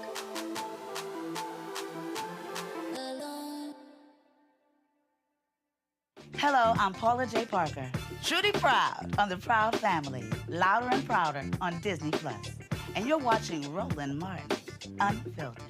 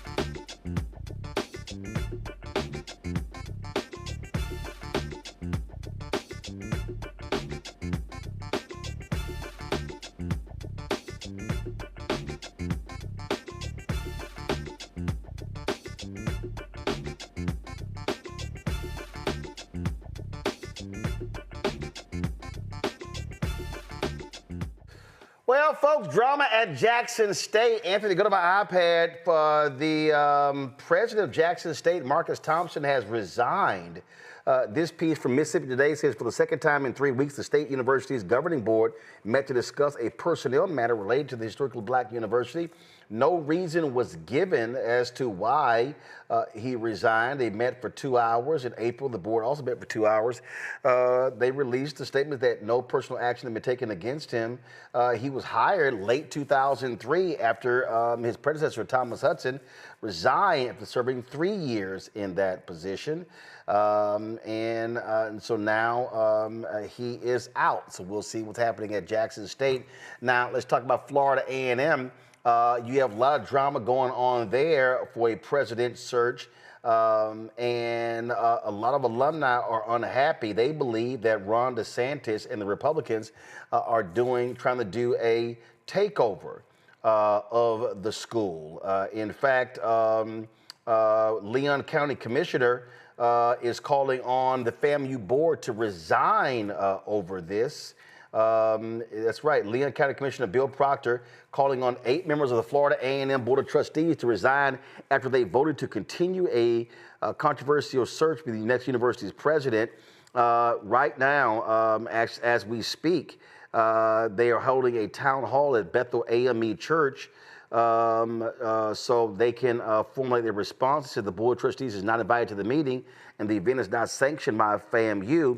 And so that's what's going on.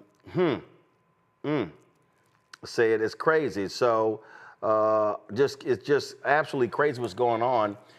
Just more drama.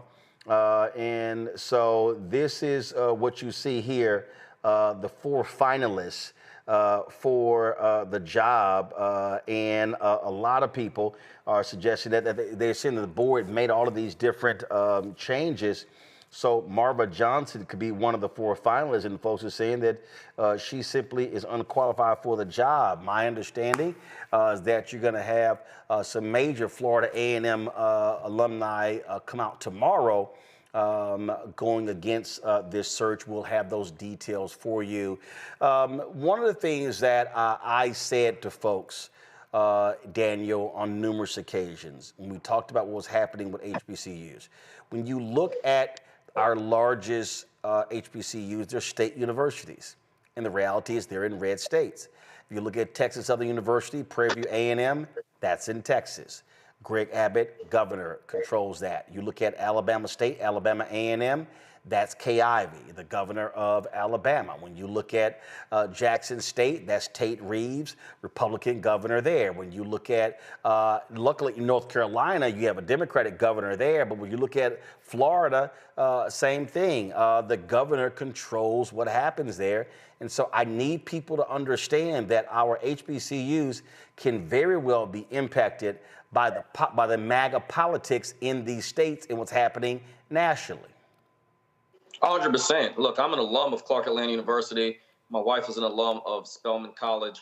When I served under the Biden administration, myself and Administrator Michael Regan were both alums. He went to North Carolina A&T. I went to Clark Atlanta again. So I think what we need to understand is when you think of HBCUs, they have already in a massive way been on the decline for years because of a lack of funding. So it does them no help to have adversarial governors or individuals in leadership. When we were in my former role, when I was in Jackson, Mississippi, bringing resources, over $600 million to help with water infrastructure in Jackson, we worked in tandem with the HBCU there, and we had Governor Reeves in 2 counties over making fun and mocking Jackson, Mississippi, hoping for their downfall and mocking the actions that were being taken by Jackson State University. Instead of these individuals leading, we're seeing this time within our society where they are looking at HBCUs and trying to throw everything under this umbrella of DEI, and they are willingly and committing themselves to dismantling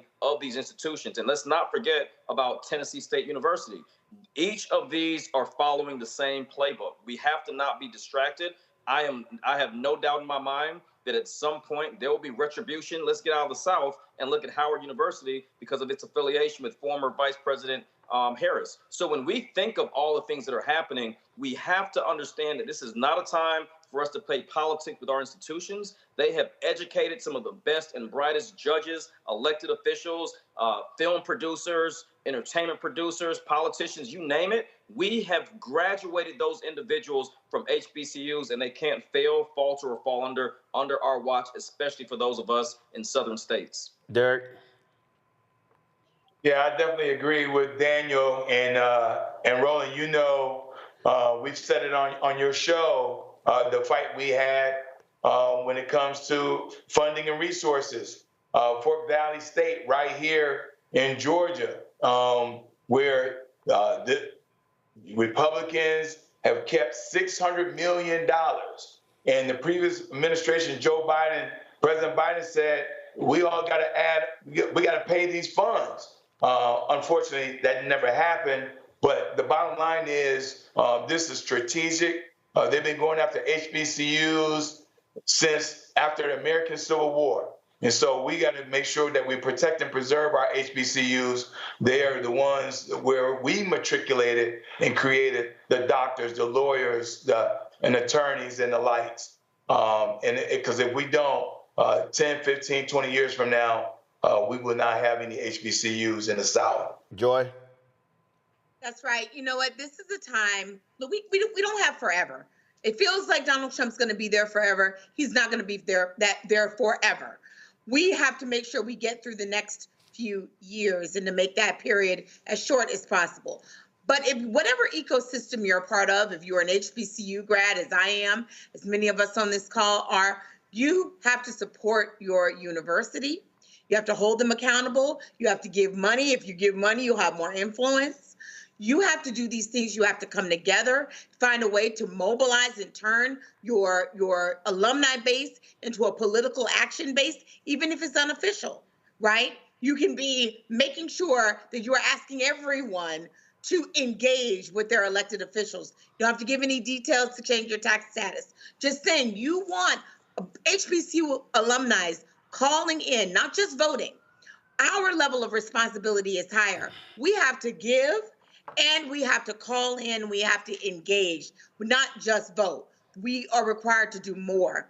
That's what's incumbent on this moment to do. If you are leading an HBCU, I'm not going to tell you how to do your job. That's a tough job, especially if you're in a red state. But don't do anything in this short period that would make people not want to attend you in the future, not want to engage with you in the future because your reputation is tarnished. You're going to have to figure out ways perhaps to act in partnership, perhaps to work with some others to get some help to figure out how to navigate this particular moment. Survive, but do so in a way that leaves you respected on the other end, because there are other options. And those students will go to those other options. Who stands up against Trump? Who stands up against abuse in this moment will be transformative and important. And don't forget, a university is still a political figure and someone with influence over members of Congress.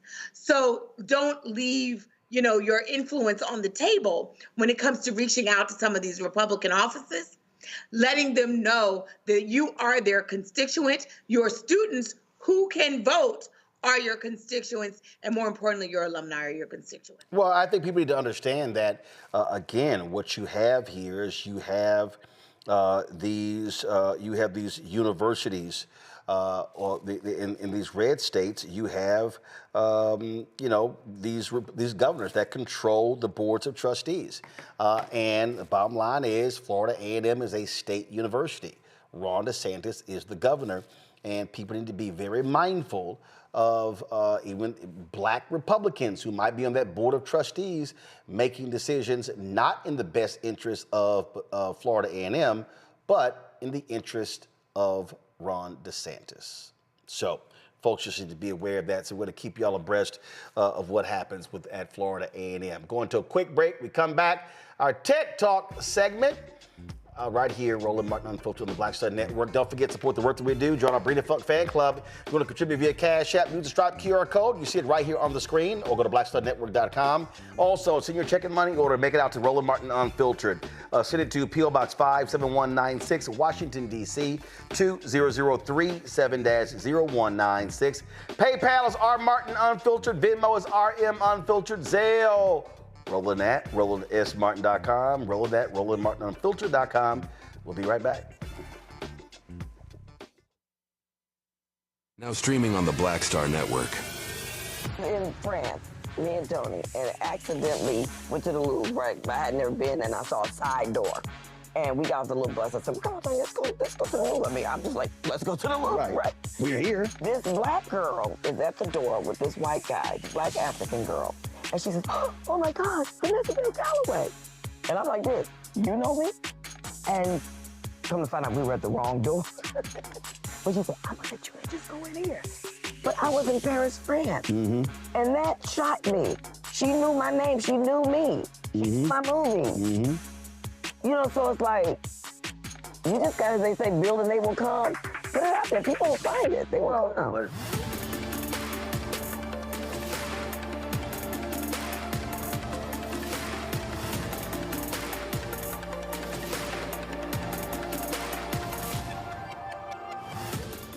Hi, I'm Jo Marie Payton, voice of Sugar Mama on Disney's Louder and Prouder Disney Plus, and I'm with Roland Martin on Unfiltered.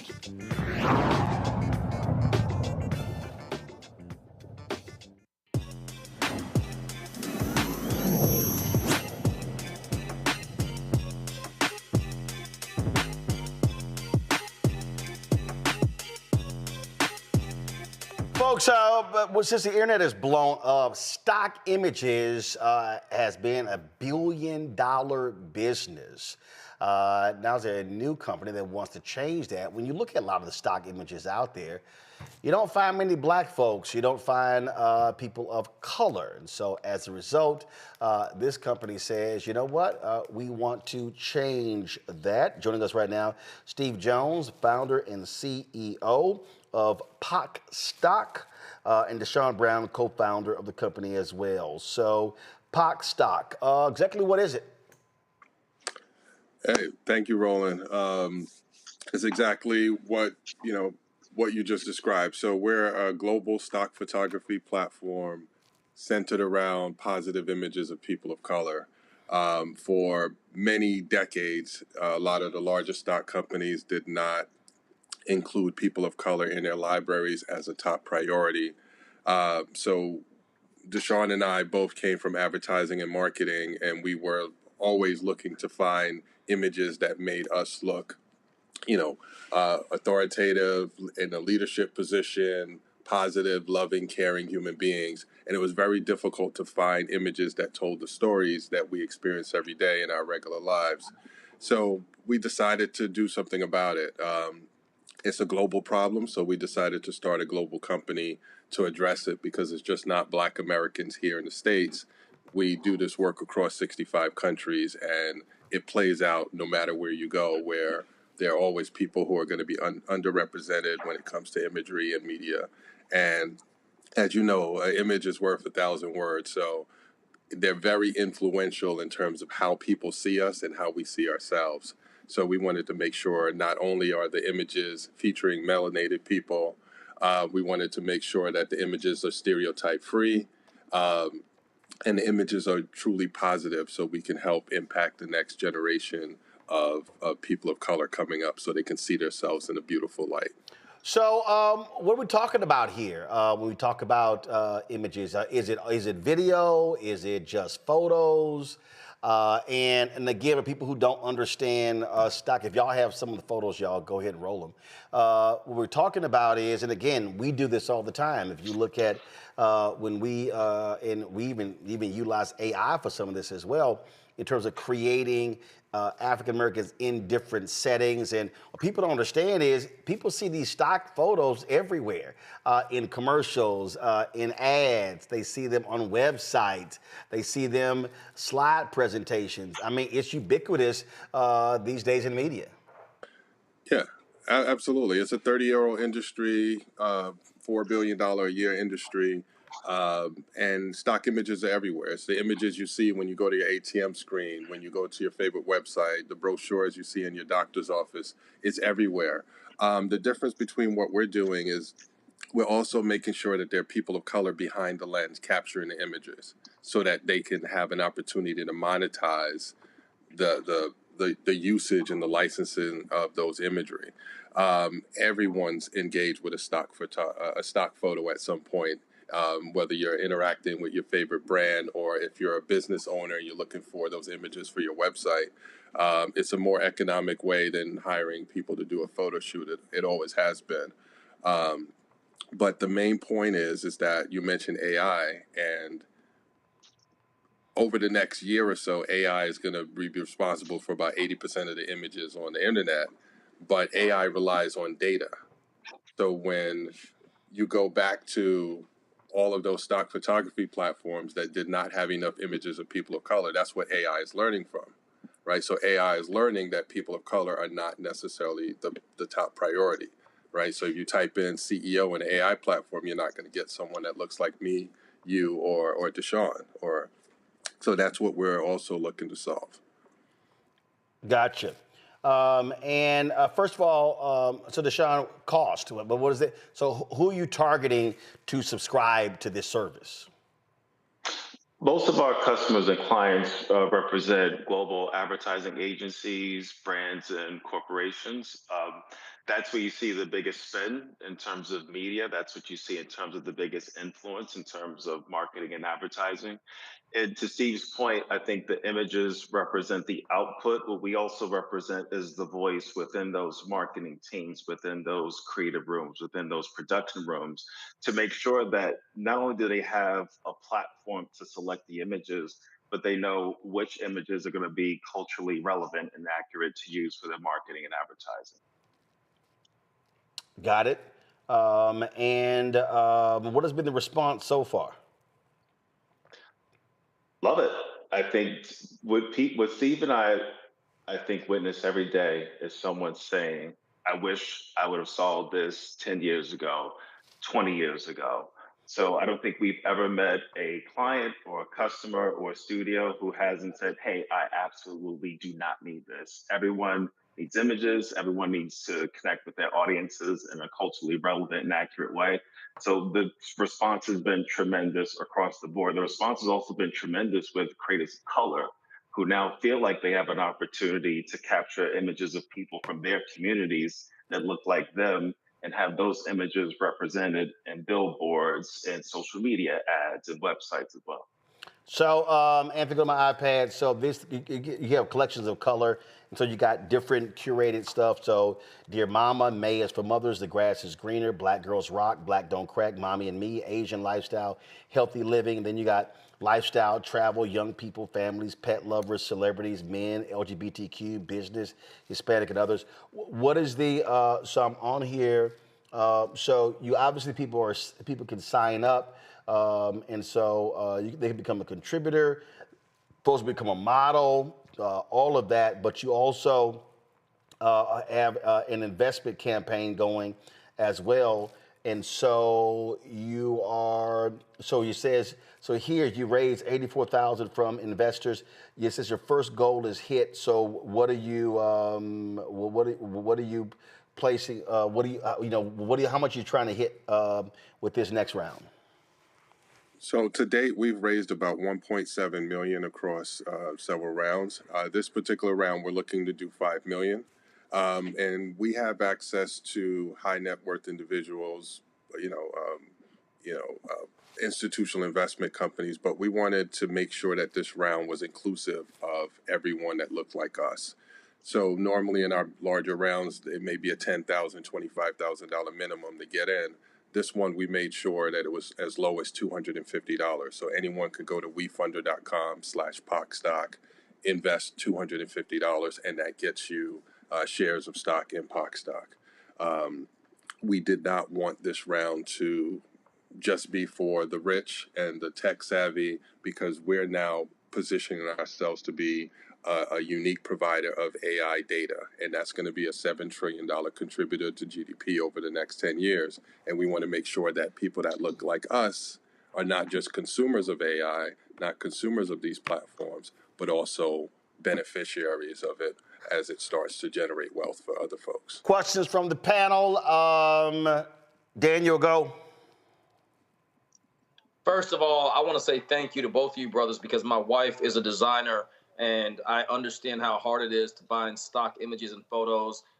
When I ran my political campaign, even as a candidate currently, these are things that we look for. So my question to you is, what do you see as the long-term fix as it relates to the intersection of AI and content? Because to your point, the data is being constructed. The AI is making predictive decisions based on that. And if we don't have more of what you guys are doing, or we don't flood the market with it, in the next decade, when my children are making decisions and, they're running their own companies, they're going to be in the very similar position where those images and the AI may still not align with our culture. So what is it that we can do proactively in two areas? One, from a policy standpoint, and two, as a general consumer?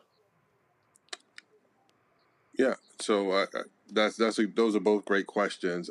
So we're actually working on both fronts. So we're on the board of an organization that helps to put forward policies and around copyrights and licensing. So we're on the board of this organization to try to help impact those decisions and put standards in place on AI, because right now most AI companies operate independently. There is no set of standards that governs the entire industry at this point. So folks like us, we get into the conversations to make sure that they're ethical, inclusive AI data that goes into these platforms.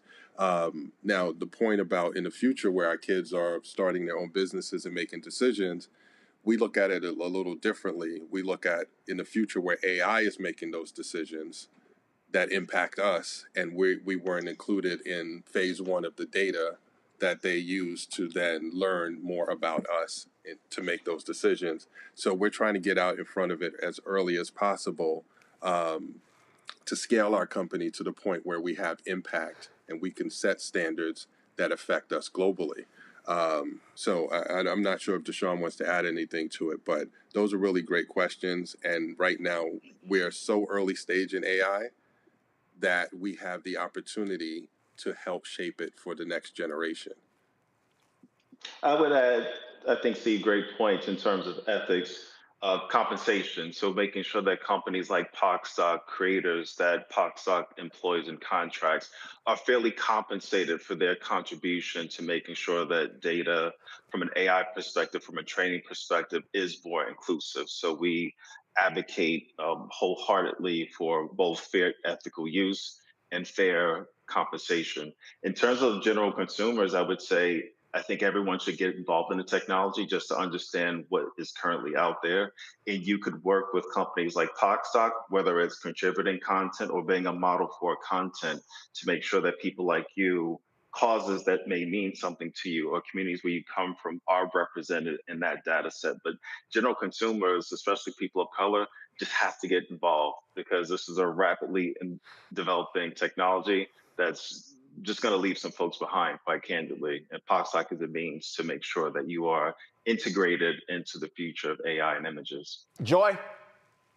Well, first of all, I use Adobe Stock a lot, so I'm thrilled to see this and look forward to using your product and replacing my Adobe Stock account, because I'm gonna tell you what, the images are limited, especially when you get granular, right? I'm a plus size Black woman, so sometimes if I'm looking for a Black woman, whether working, whether in the field, whatever we're doing, I want to see plus size women who look like me, and it's often hard to find that. So I encourage you to think, it looks like you've already done it, but just to even think more dynamically in terms of what it means to be diverse. I love that. I love that you're talking about how much you're compensating. How are you getting with the groups of folks who will be using those images? All of our sororities, fraternities, churches, et cetera, they use stock images for their materials.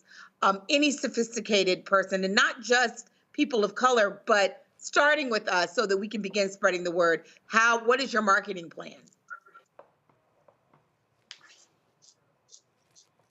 Mr. Brown? Oh, I would say it's very much grassroots. We've got a community of about 300 creators, producers, and directors, and we essentially ask everyone to get into their local communities. POC was always about community and being community-driven and grassroots-driven. So it's attending conferences, festivals. I think we're going to be at Cannes Lion in about 6 weeks or so, where we meet with a bunch of Black media companies and publishers and creators, where we really spread the word about one, how to access Pacto Stock, two, how to get their affinity groups and local communities and local creator communities involved. Again, whether it's creating content, contributing content, or being represented in the content as model, or candidly just using the content for their campaigns. Derek. Well, since Daniel and Joy asked all the great questions, my question is real simple. How do I invest in your company? You go to WeFunder, WeFunder.com/Pacto Stock, or you can go to WeFunder and search for Pacto Stock in the search bar, and just create a WeFunder account. You can find Pacto Stock and invest as little as $250 or as much as you can afford. And you can also find other startups as well. WeFunder is one of the largest crowdfunding platforms in the world. So they have about a million plus investors in their base. So that's why we chose WeFunder. It's a great platform. It's easy to use. And it's easy to invest in startup companies like Pacto Stock, especially at our early stage. All right, gentlemen, we appreciate it. Thanks a bunch. Good luck. Thank you, sir. Thank you all. All right, let me thank Daniel, Joy, and Derek for being on today's show, joining the panel. I certainly appreciate y'all being on here. Folks, hold tight, because when we come back, we're going to have my one-on-one interview with Vanessa Calloway. She has been in the acting business for a very long time, and now she's like, hey, let's focus on behind the scenes and not just in front of the camera. Don't forget to support the work that we do. Join our Bring the Funk fan club. You could contribute via Cash App. This is the QR code right here via Stripe. You can also use that code for credit card processing. Check a money order at P.O. Box 57196, Washington, D.C. 20037-0196. So you're checking money order to make it out to Roland Martin Unfiltered. Mail it to P.O. Box 57196, Washington, D.C. 20037-0196. PayPal R Martin Unfiltered. Venmo RM Unfiltered. Zelle Roland at RolandSMartin.com. Roland at RolandMartinUnfiltered.com. Download the Black Stud Network app, Apple phone, Android phone, Apple TV, Android TV, Roku, Amazon Fire TV, Xbox One, Samsung Smart TV. Don't forget to get our Roland Martin Unfiltered Black Stud Network swag, and so get your shirts.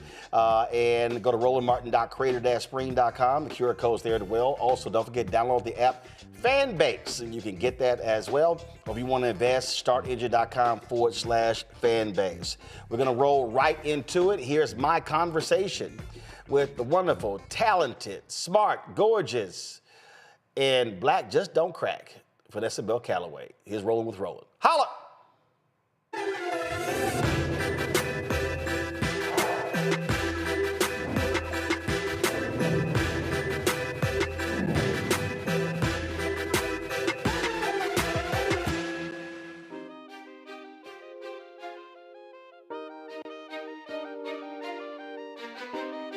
So, Vanessa, what's happening? Hey, Roland, what's up? First of all, you're looking good. Hanging in there. So, tell Tony good job. Tell me good job. No. See, here's the whole deal. Whenever it's a brother looking good, they always give the woman credit. Of course. And I'm like, but when a woman looking good, she get the credit. Now, forget that. I'm giving him the credit. All right, I let him have it. Are you gonna let him have it? Well, he does have a big part of it. That's what I'm saying. He keeps me happy. I'm saying. Every time I see Susan Taylor, I'm like, oh my God, Susan, you're looking so great. And I'm like, oh, Keffer don't get no shout out? But when they look at Keffer, like, oh, Susan. Oh, Keffer looks great. Oh, you take care of your man. I was like, nah, y'all got to give brother some love. So that's why every time I see Tony, I'm like, Tony, you handling your business. You looking good. You doing your job. He's doing good. He keeps me happy, so that's half the battle, right? Let me ask you this question. I'm trying to figure out, who is the biggest black mama in Hollywood? You or Jennifer Lewis? I swear it's well, of course, I'm going to say me. She going to say her. But I'll say there's enough of us. Everybody got to have a mama. If you're lucky, your mama's still alive. And they got all these beautiful babies out here doing all these wonderful projects, and they need mamas. Jennifer can't be everybody's mama, neither can I. But I'm gonna try to take them as many. I got so many children. I'll go to a party. I'm like, son, daughter. Here's my daughter went to some event recently, and she saw one of my TV sons. She said, "Well, I guess we're related." I mean, think about it. I mean, I've seen so many films, and you somebody's mama. Yeah. I'm somebody's mama for real, so who better to play the part? I'm too somebody's mama. See, I was get a kick out of that because again, there's some folks who, oh my goodness, what was it? Sherry Shepherd. I was talking to her. So it was a movie. I think it was the Brian Banks movie. And Sherry was like, "What? I gotta play somebody's mama?" I was like, "It's a role." Not only that, it's longevity. Because you can't be the ingenue or the 30, 40-year-old, forever. Because even you start playing little people's mamas. You're the 30-something-year-old with a 5-year-old in a movie. And then as you grow, the kids grow up and you grow. And it's an honor. I always tell people, aging is a privilege. It's not a given.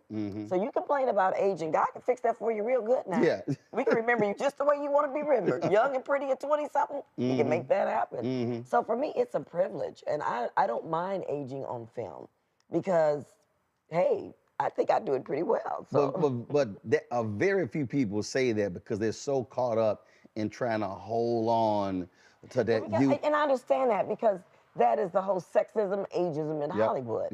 Like men can get old, they get the bellies, they can lose hair, they can get bald, and they're handsome. We get older and we're supposed to be like horses go out to pasture and die somewhere. I don't know. It's like, I'm the best I've ever been. And I will be 66 next month. So, hey, what am I supposed to do? A, I can't lie about my age. If you go on the internet, that's the first thing pop up is March 20th, 1957. B, like I said, it's a privilege to have lived this long and to continue living, and I'm healthy, and I'm happy. So that's a blessing. And why not? Why not show other women how you can do it and show these young girls what they need to aspire to? So I don't have a problem with it. I'm gonna be somebody's grandmama in the movie. I can't wait to be a grandmama in the movie and a grandmama for real. My baby girl got engaged. Yes, I saw the social media. See, the thing, I just think that when you talk about longevity, that's the piece a lot of people, to me, don't focus on. I mean, you can get it quick. It can be real fast. But the question is, do folks still remember? I mean, I was having that conversation, April of 2023, 10 years since I've been gone from CNN. And I tell people, my life didn't end, my career didn't end. You still keep going, you still keep building. And so many people, I think, get locked into not understanding the long game. If you're still in the game 20, 30, 40 years, you're winning. Yeah, and you got to be realistic about that. What does that mean? That means you're going to change. The world around you is going to change. You change with the world. You're not going to be, I'm not the same Vanessa that did come into America at 30, 30 years old when I did that? I'm not the same person. And what a blessing that I'm still in the game, that I'm working a lot. Well, that's a blessing. So it's nothing to shy away from, to be embarrassed about, and to, I love being Hollywood mothers. I'm gonna be the grandmama, I'll be the auntie. I got so many kids. Auntie. I got kids at my phone number. They call me for advice. Right. I mentor so many young people. It's a blessing. I'm honored that people think that highly of me. It's funny you say that. I remember when Ava and Oprah were not happy. They were not happy with auntie. Well, folk were calling them auntie. They said, I'm not your auntie, stop. Right. and I had to laugh at that because so many people called me Unc. Right. And well, first, for long as only women and children could call me Uncle Roro. But then it was like so many dudes like, yo, like we can't call you Uncle Roro. I was like, well, y'all come. And I was like, okay, fine. I remember I was having this conversation with his young brother, and he said, no, Doc. He said, we watch you. He said, you like that crazy uncle everybody got in their family.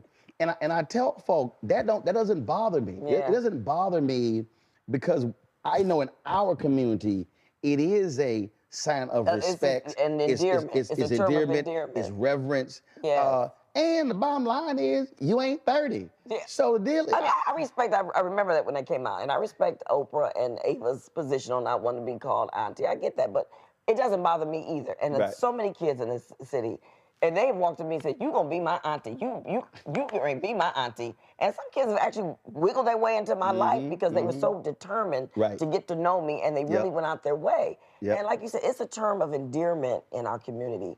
That's like your play cousin. Right. Your play auntie. I had so many aunties growing up that my mother wasn't related to. My kids have so many aunties. Our family was huge. We had no room for play aunties. Well, my kids got play aunties. Huge, like huge. My mom said it was 8 of them, 42 grandkids. I think 72 great and like 120 great. Oh, Lord. So we ain't had no room for play people. We ain't had no room for friends. No, wait, the whole town was your friend. We ain't had no room for friends. No, but the whole town was your family. Our whole church. Everybody in church was your cousin. No. That's just my grandmother and grandfather. We ain't talking about my grandmother and grandfather's brothers and sisters. Oh, Lord Jesus. No. You now go from that 200 to now 5. Oh, no, it's huge. That's what I'm saying. Everybody in town you was related to. They all, look, born and raised Catholic. They believed in procreation. I was Catholic, born and raised Catholic as well. But we have a smaller family. But like my girls have so many aunties in this city that literally have grown, they grew up knowing. And, so I think it's okay. And I think when you talked about your part about advice and counsel, it happens. I get the phone calls. Folks are going through contract issues, or they're going through relationship issues.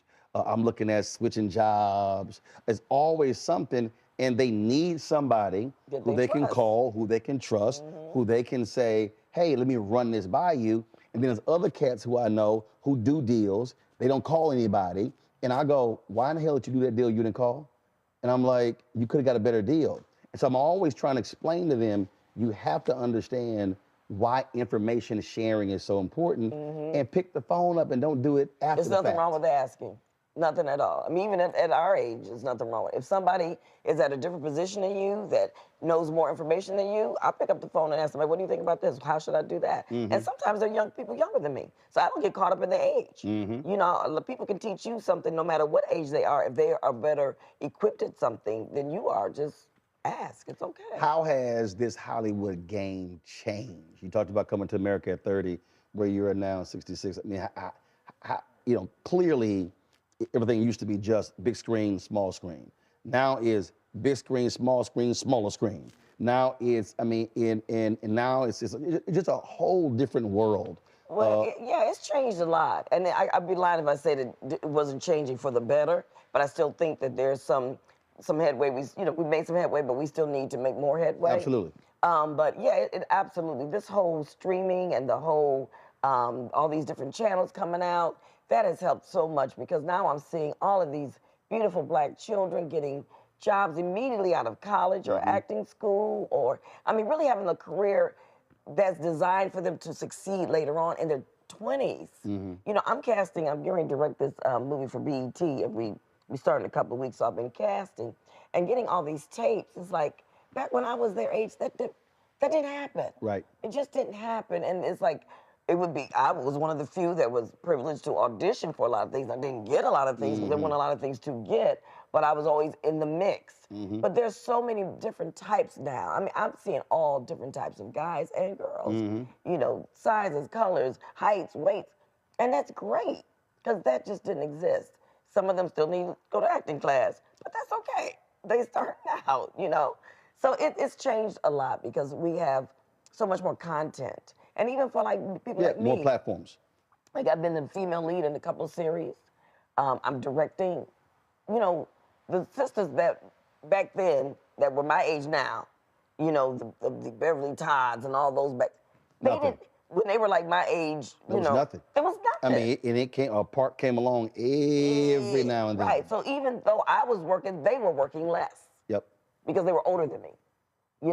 So now that I'm the age of some women I knew back then, I'm still in the game.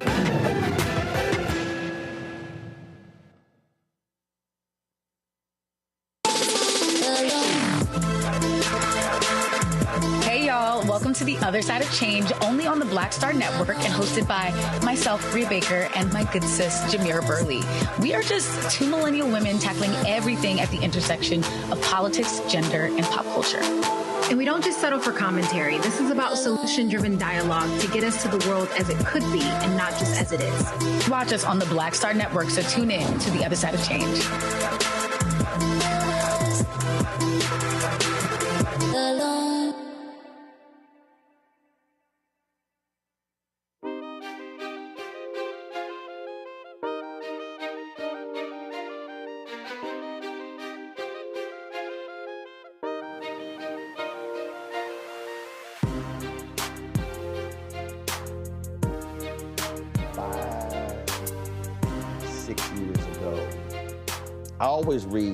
I'm always reading Deadline.com, The Wrap, Hollywood Reporter, Variety. I'm always reading that. And I'm always looking at who's being hired on the front of the camera, but also who's hired in executive suites. Right. And so you're seeing all of these different stories and talking about, diversity and wanting to expand different changes like that. But I remember, but this is when I knew. So I come to LA every May to play in the George Lopez golf tournament. And it would be a bunch of brothers and sisters playing because folks weren't working. Right. So it was at least about 5 years ago. I'm like, okay, it's fewer cats. Probably 4 years ago, I was like, where about it? I mean, I'm talking about, it was like few. I'd be like, yo, I got this, I got that, I got this, got that. And I said, yo, this is how the game has changed. Because it was to the point where I think 1 year, it may have been only 3 cats who I normally saw, where before it might be 15, 20. And somebody said, man, where the brothers go? I said, they working. That's how I saw how things had changed, because the networks are being forced, because the viewership was saying, we can take our eyeballs elsewhere. They were being forced to cast Black actors and actresses and Latinos as well. And you saw how— And then it panned out to be a good thing. See, Absolutely. they were forced, and then all of a sudden it's like, it's in. We're in. We're very in now. Well, because what used to be multicultural and mainstream is now mainstream. The demographics have shifted. Absolutely. Yeah. So, it pays for them to do it, because that whole myth about movies overseas don't do well. That theory was blown out the water. That was all BS. Well, actually, it was blown out of the water with Django. Right. I mean, it could have always been blown out of the water. But the reality is, they created a system in their mind. Oh, this doesn't work, which to me was always the dumbest thing in the world. When 2/3 of the world are people of color, it was always the dumbest thing to me. I was kind of like, Well, also, it was the audience they were going to. They were going to these specific audiences. Like, you go to England, or you look at Brits who maybe aren't into the Black culture. So you're going to particular audiences, and they go, yeah, but you're not really making it mainstream. So. And then I was talking to Michael Jai White, and he was telling me, like, all of his martial arts movies, crazy in Russia, Ukraine, Romania. And he was like, oh, I'm doing stuff ain't nobody here even seeing. He said, but it's major in those parts. When Wesley Snipes was doing movies, the people kind of like, oh, Wesley felt the map. He was kind of like, no. Let me tell you something. This artist over here is killing it. I was in France, me and Tony, and accidentally went to the Louvre, right? I had never been, and I saw a side door. And we got off the little bus. I said, well, come on, Tony, let's go to the Louvre. I mean, I'm just like, let's go to the Louvre, right? We're here. This Black girl is at the door with this white guy, the Black African girl. And she says, oh my God, Vanessa Calloway. And I'm like this, you know me? And come to find out we were at the wrong door. But she said, I'm gonna let you in, just go in here. But I was in Paris, France. And that shocked me. She knew my name, she knew me. She knew my movies. So it's like, you just gotta, they say, build and they will come. Put it out there, people will find it. They will come. But the crazy thing is, Black entertainers flourished in the 30s, 40s, and 50s in France, in England, in those places. Quincy Jones talked about playing there because he was not going to do the racism here. I remember years later, Kirk Whalum talked about the time he spent in France, Josephine Baker and others. Then you look at all of these British acts who just revered blues music, whether it was the Beatles and other groups. And so our culture was always exported Again, but that's where white Hollywood. Charles Dutton used to when I had him on my Washington Watch show on TV1, we were talking about Hollywood. He said, no. He's afraid. He said, so-called liberal Hollywood. No. He said, there are pockets of Hollywood that are That's liberal. true. He said, That's very true. He said, that is very true. That ain't Hollywood. That is very true. He said that there's rampant racism in Hollywood, and he said, and the system was always set up that way. He said, folks better understand what the real deal is, and that was the piece. And for so many years, decades, it was just a caste system of freezing us out of the process. No, that is very true. That is, you look around, politics are interesting, and that's why I always stay away from politics when I go to work.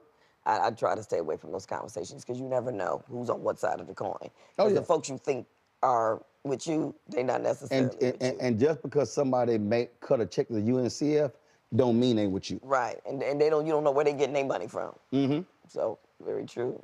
It is, we talked about, the streaming piece, but also what I think what that has done, because you mentioned directing, it is now allowed brothers and sisters to now stretch more. Absolutely. Not just act, but there are others who are producing, who are writing. When I interviewed Sally Richardson Whitfield, I mean, she's now one of the top directors. She sure and is. she was like, I helped her do one of her shorts to get into the, to help her along her directing path. So I remember when she started. Yeah, absolutely. Yeah, she said, when I interviewed her, she said that she kept giving Ava so many directions and tips when they did I Will Follow. Ava was like, you a director, you don't even know it.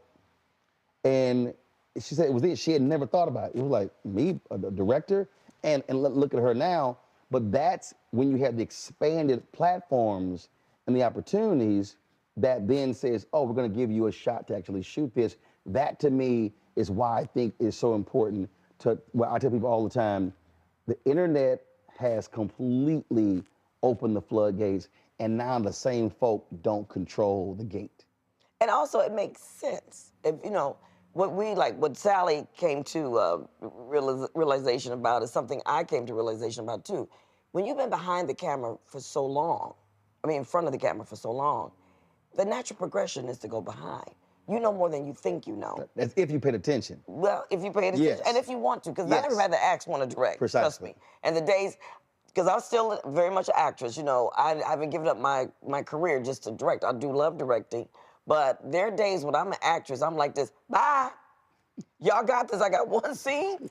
I'm out of here. Good luck, everybody. Because that is not. Have a great rest of the day. That is not the role of the director. That is not the role of the director. So because I understand both roles and also produce, so because I understand all the entities, depending on what I'm doing at the time, I know what hat I have to wear, and I appreciate the little spaces I get. When I'm just an actress, I'm like, no, I am not going to try to run nobody's set. I'm going to come here, do my scene, and I'm going home. I'm going to let them have this. But then when I'm a director, I run my set. Right. So, but it's a natural progression, that you should do that if that's something that you're interested in, because you know more than you think you know. And then once you learn what you need to know and you put it together, it's just winning combination. I do love directing. I love directing the movies, like the TV movies. So those, and I like episodic too, but I really like doing the movies because you start from beginning to end. You help shape the story. You help with the rewrites. You help pick the cast. You just, the rehearsals, the whole shooting it, to tell that whole story, and it's over in 2 hours. I like that process a lot. So when young folks are coming up to you, do you make clear to them that there's a world in Hollywood or in television that it goes beyond in front of the camera? For me, as a journalist, students come up, I want to do what you do. I want to be an anchor. And I will go, okay, but you gonna skip being a reporter? You want to be an anchor, but you need to learn how to report. Bernard Shaw used to always say, learn how to write. I've tried to get as many brothers and sisters to become producers. And I had a young sister, worked on our show, who absolutely her skill set, producer. But she definitely wanted to be in front of the camera. And her calling is she could be a showrunner today. She could be an executive producer today, making far more money than what she's making in front of the camera. And she goes, well, what about you? I said, hold on, let me be clear with you. I said, I'm the host managing editor. If I was only the host, this was the TV once. If I was only the host, I don't want the job. I said, it's the editorial power. Because I went to communications high school, so I always was taught the power is the person's behind the camera. And I try to get so many of them to understand, think about the industry broader, because when you are that producer, ain't nobody commenting on your hair, your makeup, your nails, the outfit you had on. I said, that's also long money. And in so many now, they were like, I want to be an entertainment reporter. And I said, baby, let me explain this. It ain't that many entertainment reporting jobs. And that's the thing that I've really tried to get more of our folks to understand. And I get it, because you see it. And you want to be seen and known. I said, but do you want to have a long career? Do you want to, how much do you want to, the information, because all that information works together. And that's what they have to understand. It's like, you know, even there's been some projects. I did the hair. I was the craft service on my own stuff, you know. I did the set design. But all of that, now as a director, all of that comes to play. It all fits in because my eye. There you go. You know, it's about that, seeing stuff and knowing how to pull things together, because all the producers doing is pulling all the entities together, making sure everything works. Here's what I did. I made her, so she would be producing, and other producers as well. I made them shoot. She's like, why are you making us shoot? I said, because I need you to be looking through that viewfinder. So when you're sitting with that editor, you're seeing what you missed. You know how to write. I said, and then I said, and of course with a new camera, I said, I don't want you shooting with a monitor. I want your eye shooting with your in eye. that viewfinder. And she's like, why? I said, because I said, when you shoot with the viewfinder, you're looking at the viewfinder, but you're seeing everything that's around it. I said, but when your eye is on it, it's so intimate because it's just you. It's just, I said, you gotta train that eye. I said, you're shooting that subject, so you're seeing, okay, what's that over her right shoulder? What's that over her left shoulder? What's that thing peeking out? And I said, that's what I need you to understand. And she was like, so then when she goes and does it, and she comes back and she was like, oh my God. I said, that's gonna make you a better producer.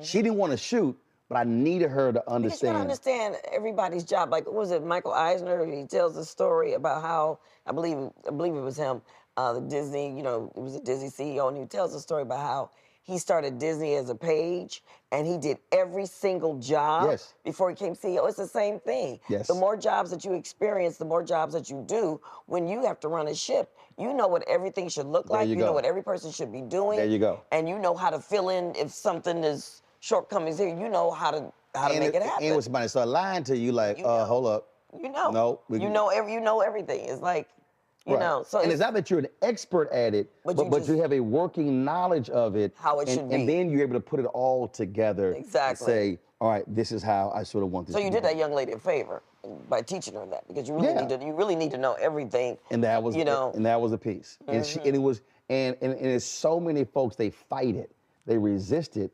And so what I also then tell them, I said, if you only do that one thing, you are going to not have a job. Exactly.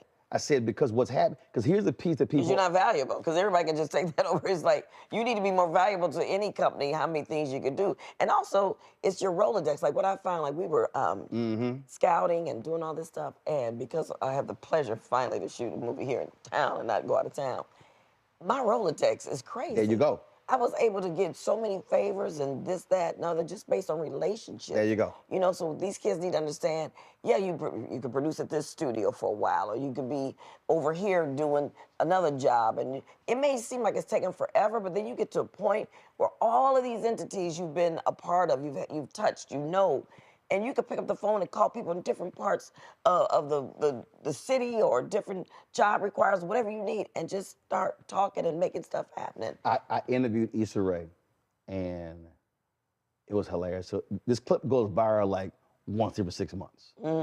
Like ever since we'll text each other, she was like, I love it. She's like, I love that this thing goes viral at least once 6 months or once a year. And it's a part where she says, I didn't sit around waiting and hoping that I would meet Tyler or meet Ava or meet Oprah. When they were doing those episodes on YouTube, she said, all of us had no work.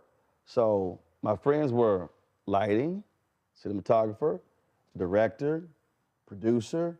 She said, so hell, we all worked on the same, all of our projects together. She said, we used the talent that was just sitting right there. She said, and we got it done. Yeah. We didn't sit around waiting. I always tell kids that too. Network across. Don't think you always got to network. Yeah, network up is great. If you're in that room and you can meet Steven Spielberg and whoever, that's called be vertical and horizontal. Roland and me, whatever. That's great. But when, like she said, when you know you've been in school, I call it the freshman class. It's your freshman class.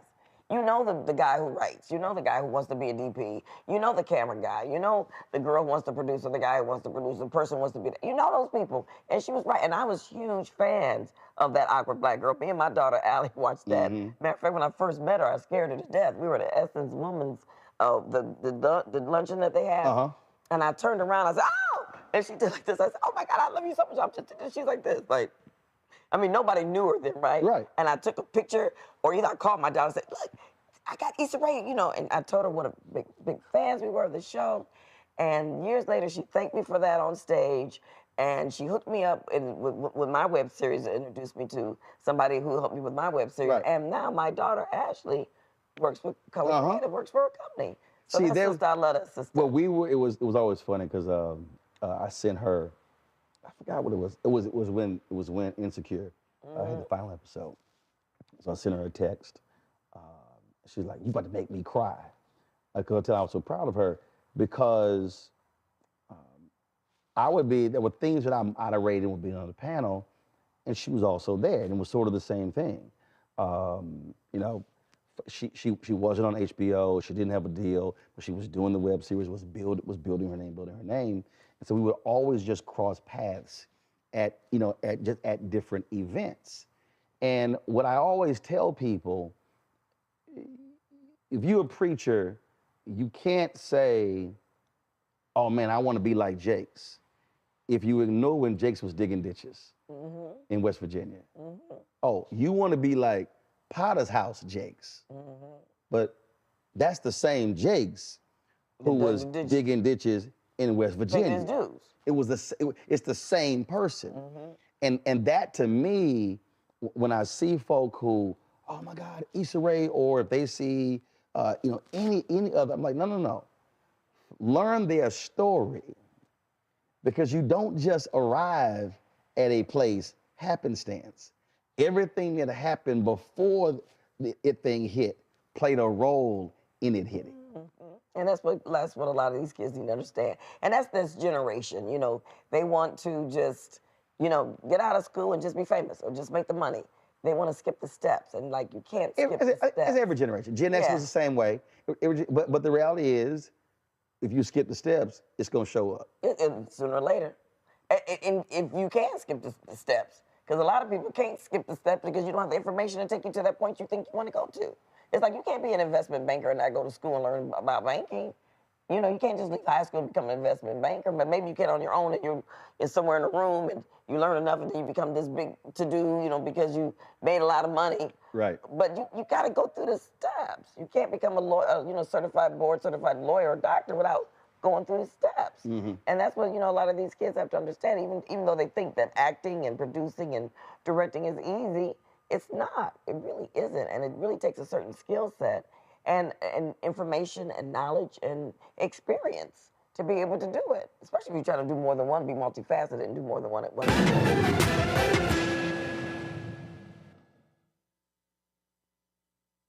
Hello, I'm Isaac Hayes III, founder and CEO of Fanbase.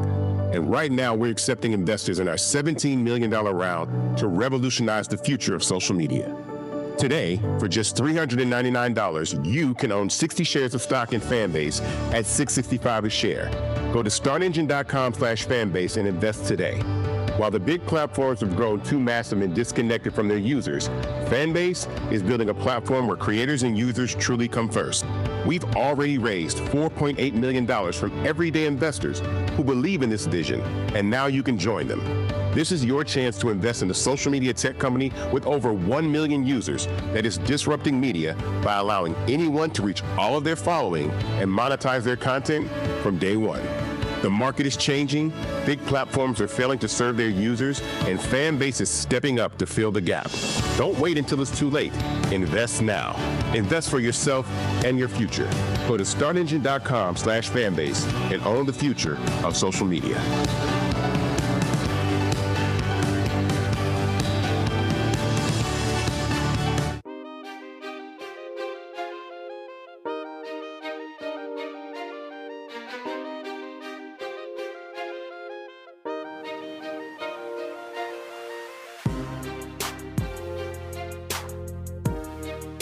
Did you at Napoleon Hill in this book that you wrote it says you should have a mastermind group? That's a group of people, not necessarily in your industry, who brings different perspectives and knowledge and allows you to tap into that. So for you in your career, who have been your go-to people? Folks, maybe some people who folks know or don't know who you could pick their phone up and say, I need to talk to you, or give me advice on this, or give me a sense of direction, or help me to understand this. Have you had a go-to? They change. They've changed constantly. Mm-hmm. I do have those people, but they've changed. Right. And right now I'm working with this sister who I have so much respect for, Tressa Smallwood out of, Tressa's a bad sister, and her Megamind company, and I've done work with her, and I'm producing a Wicked City that I also starred in, and I'm going to direct the movie, Black Girl Erupted for BET, that's her production company. Tremendous amount of knowledge. Self-taught, taught herself in 6 years. The catalog she has of movies that she did in 6 years, so proud of her. And so great to, happy to be working with her. So right now, that's somebody, she's younger than me, but it's like, girl, what we doing, how to do that? She said, girl, this is what we got to do. Okay. I don't have any shame in that. Right. Just because I might be older than somebody. There's a lot of people that I respect that I'll pick up the phone. Like when I'm directing, Ken Whittingham is somebody I'll call. My brother, I'm like, Ken, I need some advice. How would you shoot this? Would you look at this? And he's one of the only people that really picks up the phone and really helps me too. It's funny, a lot of folks, you've helped them, but when it's time for them to turn around and help you, so, which is fine, because I learned a lesson through my Bible study class, is that you do things because you want to, to bless them. One time. And you can't worry about them blessing you. One time. But that is one of the only people that I could call and say, hey, read this scene, help me, how would you shoot this? What should I do? He actually, a movie I directed, he actually looked at it, sat down with me, and we went over notes, and he said, well, what happened? That's all I asked. Right. And because he knows if he needs me to work for $5.99, he can say, Vanessa, I got $5.99, and I need you to come do this part. Unless I am on the other side of the world, can't make it, he knows I'll do it. Right. So there's a lot of different people I go to, and I just think, how great is it that we have these people that we can go to, that people are working and recreating themselves, and just the knowledge and teaching themselves and just redefining who they are and what they do. So, yeah, I'm pretty lucky. See, when I say that one time, I've helped a lot of folk, and it's kind of like, oh, you forgot my name? Yeah, then I go, yeah, all right. But you know what? Like I said, I learned you do it because you want to see them succeed. No, you do. Here's my whole deal. You do someone a favor. You help them out, but I remember how you acted. I don't forget. Like if you all of a sudden start flaking, I go, okay. So when you try to call that second time, it ain't like I forgot what you just did. Right. That's my deal. Like it's like. As I tell him, I said at a past, he said, I might be saved, but I ain't blind. Right. Because some folk will play that game where they see it as a one-way street, as opposed to, hey, who actually had my back? I remember. So I had written a column, or I given an interview, and there was all this drama with the King children. Now the King, of course, got King's children. And it was the 50th anniversary of the Million Man March. 50th anniversary of the March on Washington. And MLK III, he saw me, he was like, man, if y'all could just walk a day in our shoes. He said that. So then when I saw Bernice, and she was like, brother, I still love you, but y'all don't understand, the stuff y'all say. I said, Bernice, let me explain something. You said, so you see all these people here? Everybody here know I will whoop their ass if need to. I said, I will say what needs to be said. I said, that's gonna come a day when you gonna want me to whoop somebody's ass for you. There's gonna come a day. I said, trust me. This was a Saturday, Vanessa. Sharpton had, it was two events. Sharpton had a march on Saturday, and then it was the official one on Monday that Obama spoke at. This is Saturday we had the conversation. Monday, her brothers filed a lawsuit against her to get her fired from the King's Center. Oh, I it was remember like remember the conversation we had? You gonna need somebody to whoop somebody's ass for you? I said, it came sooner than you thought, huh, Bernice? And it was, so she just sort of started laughing. But it was just one of those things that when you talk about doing somebody a favor, she thought, oh man, you being too hard on us. I was like, no, it's gonna come a day you gonna want me on your side to smack somebody for you. She didn't realize it came 3 days later when I had to publicly smack her brothers for the lawsuit. But I tell folk just all the time,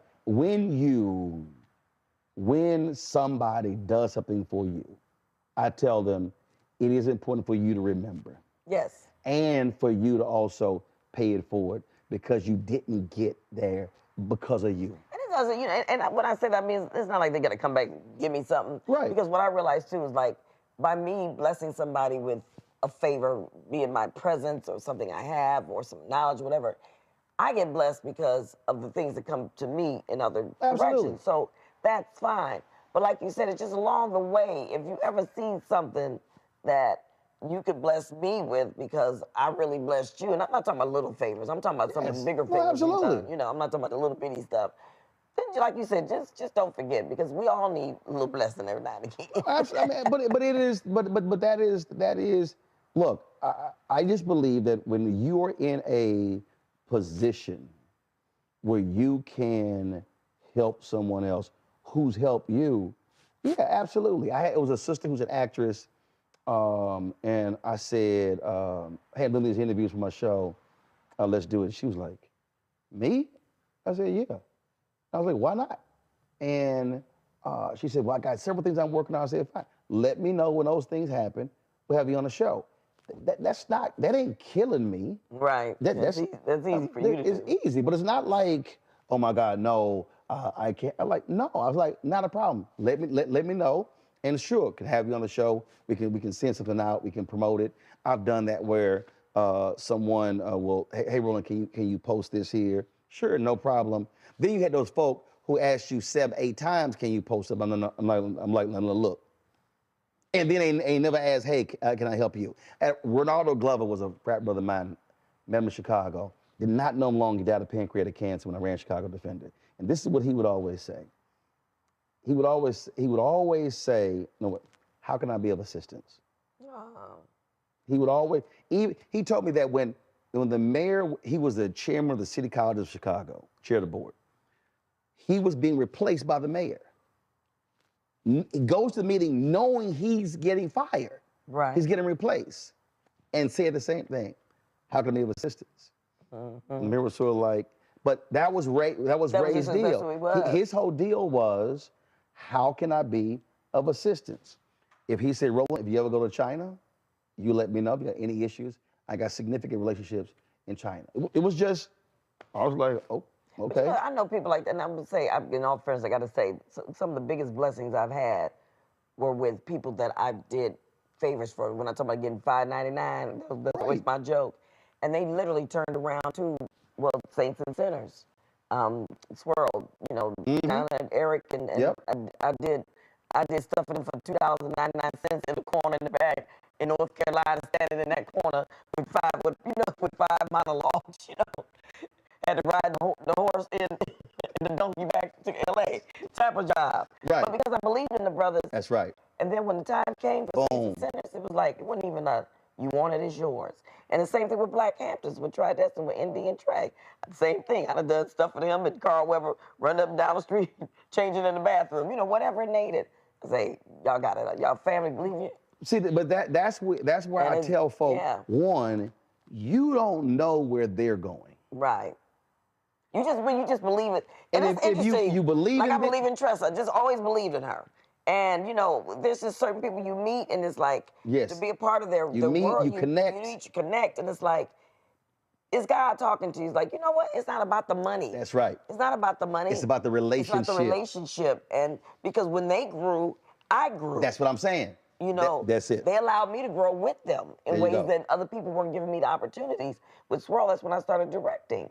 And that's when I became the number one on the call sheet with Black, first, for me was first time being a Black female lead. Yep. Same thing with Black Hamptons, being a Black female lead and just all the stuff that comes with it. So it's like I gave to them, they give back to me. Right. So I gotta clear that up because I don't want it to seem like nobody's ever, No, respect. absolutely. But there are, some people who I'm like this.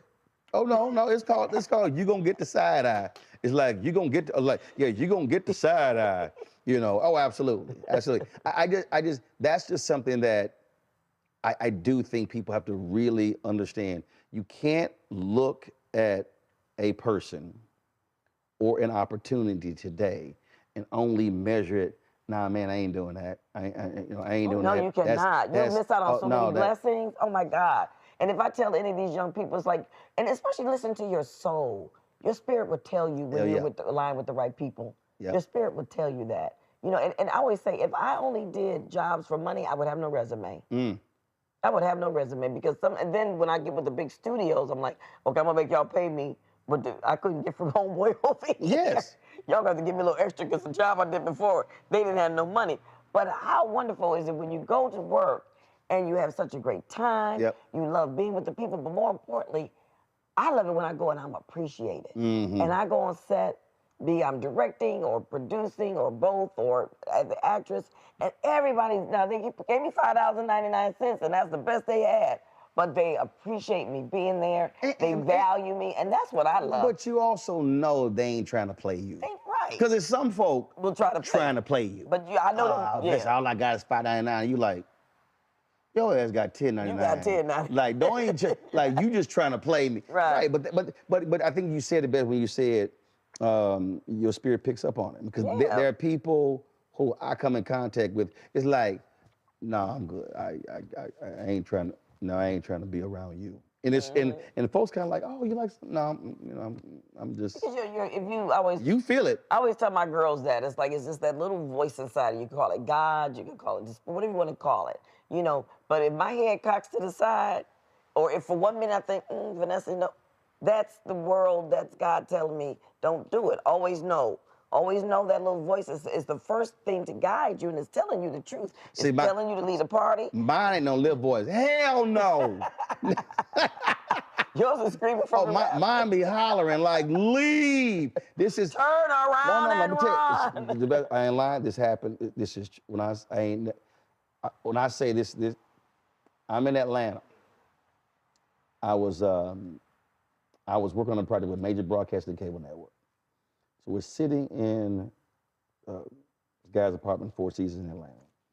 And so he's behind a bar.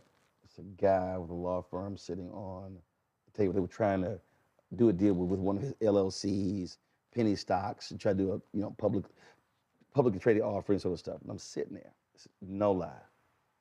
All of a sudden, pain comes across my entire body. I'm talking about head to toe. I can't move. I thought I said. You talking to the devil? No, I was like, I'm sitting there. Am I having a stroke? Am I having a? This is 23 years ago, so I'm 32. I can't move. I'm talking about I can't move, and this is what I hear. I need you to leave. I need you to leave. You just heard it in your. No, this is. I need you to leave, and I'm like.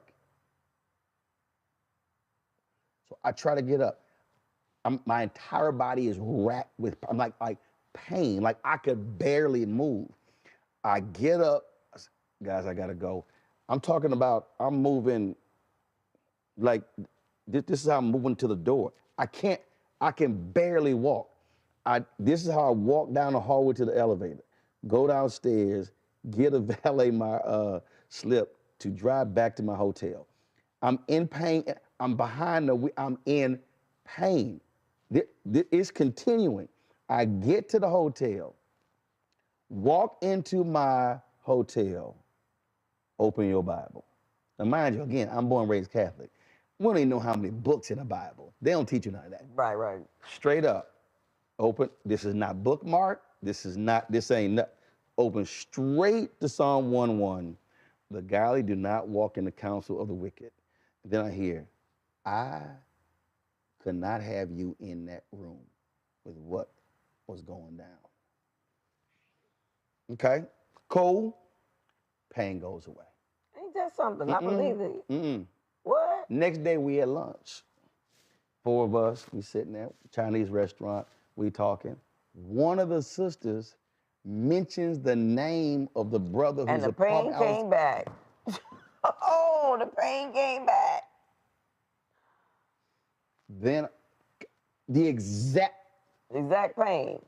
Then I hear, I need you to go to him to say the following. And until you do, the pain will not leave. But girl, I got in that car, I called him once they say, because I was leaving the next day to go to New Orleans for a uni journalist of color mentoring deal. I was not trying to be in pain in New Orleans. Vanessa, I called him. What time are you gonna be at your place? Made my way to his place, told him what God told me to tell him, and left. I never had that pain again. Had that pain again. But I'm talking about, when I say pain, literally, it was like my entire body locked up, and I swore I was having a stroke. You were saved from whatever that experience would have been. You could not be in that room. So there are people who I have, and my grandfather had multiple spiritual gifts. There are people who I have come into contact with where there were deals, and I said, absolutely not. Because the spirit wasn't right. You felt the energy. Oh, absolutely. And you listened. Absolutely. It's kind of like. I believe that. Totally believe that. You know, you just do. You know. And the bad part when you don't listen to it. I tell people, you can ignore it. It has happened to me where it saved me. Where something said, Vanessa, don't do that. Don't do it. And I didn't do it. And several days later, it's like, thank God I didn't do it. And the voice told me not to do it. And had I not listened to the voice, this is the situation I would have been in. It's happened to me several times. So I totally believe in that. And I tell my girls all the time, if you walk like a duck, if you sound like a duck, if you look like a duck, it's a duck. And listen to that voice because it will tell you. Oh, it's a thief. It's a hood. Turn around and get the hell out. Yeah. And it is always amazing to me when I talk to people who made the other choice, and they go, "Man, what was I thinking? What was because I?" They were told they knew they were going against it. Yeah. You know, and there's signs too. There's just so many signs to me when you know that it's right. Like, I'm gonna just give you this quick example. This one, like my daughter's getting married, right? And 2 weeks ago, today, he did the proposal. Now, they've been together for 8 years, cute little couple. It was cold and everything. That Thursday and Friday was warm. That Friday, it was a beautiful day. I mean, the way he did the proposal. The next day, the weather plummeted, and it's been horrible ever since. Could you imagine that was like 2 weeks ago today? Right. It's like right now was this Friday?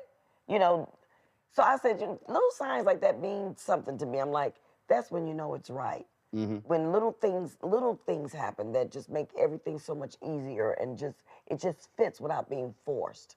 And see see when you make the wrong decision, your career can be altered.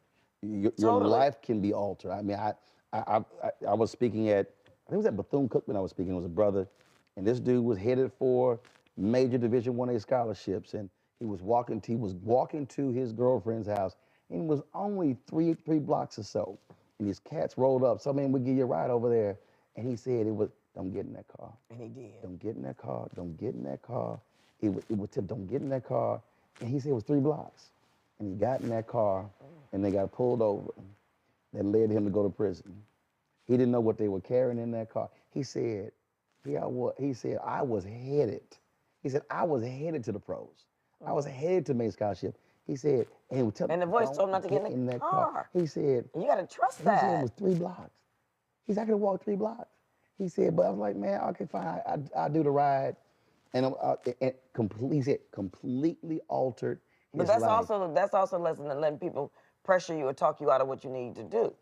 See, the pressure too. It's like, no, like you said, like you told the guy, you knew, let me get up and walk. Now that other voice could have said, be quiet, it's gonna be fine. Right. I gotta make this money. This deal's gonna go through. Right. Sit here, it's gonna all work out.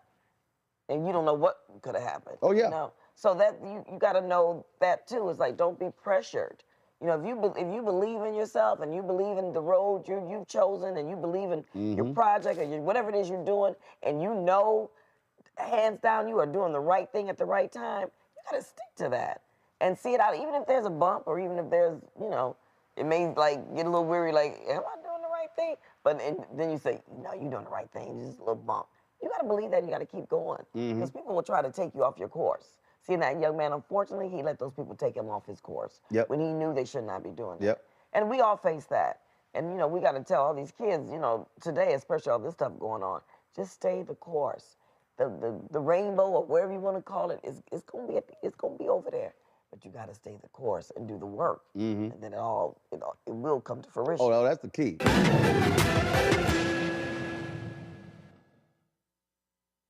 But we begin tonight with the people who are really running the country right now. Now, Trump is often wrong and misleading about a lot of things, but especially about history. Donald Trump falling in line with President Elon Musk. In the wake of the unsettling news that MSNBC has canceled Joy Ann Reid's primetime show, The Readout, Roland Martin and the Black Star Network would like to extend an invitation to all of the fans of Joy Ann Reid's MSNBC show to join us every night to watch Roland Martin Unfiltered, streaming on the Black Star Network for news, discussion of the issues that matter to you, and the latest updates on the twice impeached, criminally convicted felon-in-chief Donald Trump and his unprecedented assault on democracy, as well as co-president Elon Musk's takeover of the federal government. The Black Star Network stands with Joy Ann Reid and all folks who understand the power of Black voices in media. We must come together and never forget that information is power. Be sure to watch Roland Martin Unfiltered weeknights, 6 p.m. Eastern at youtube.com/Roland S. Martin or download the Black Star Network app.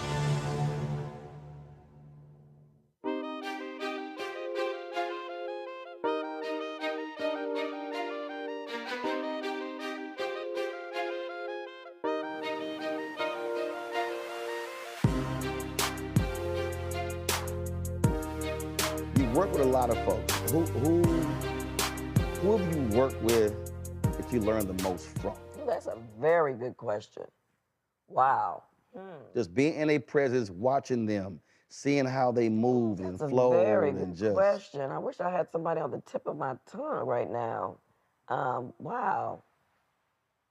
Trying to think recently.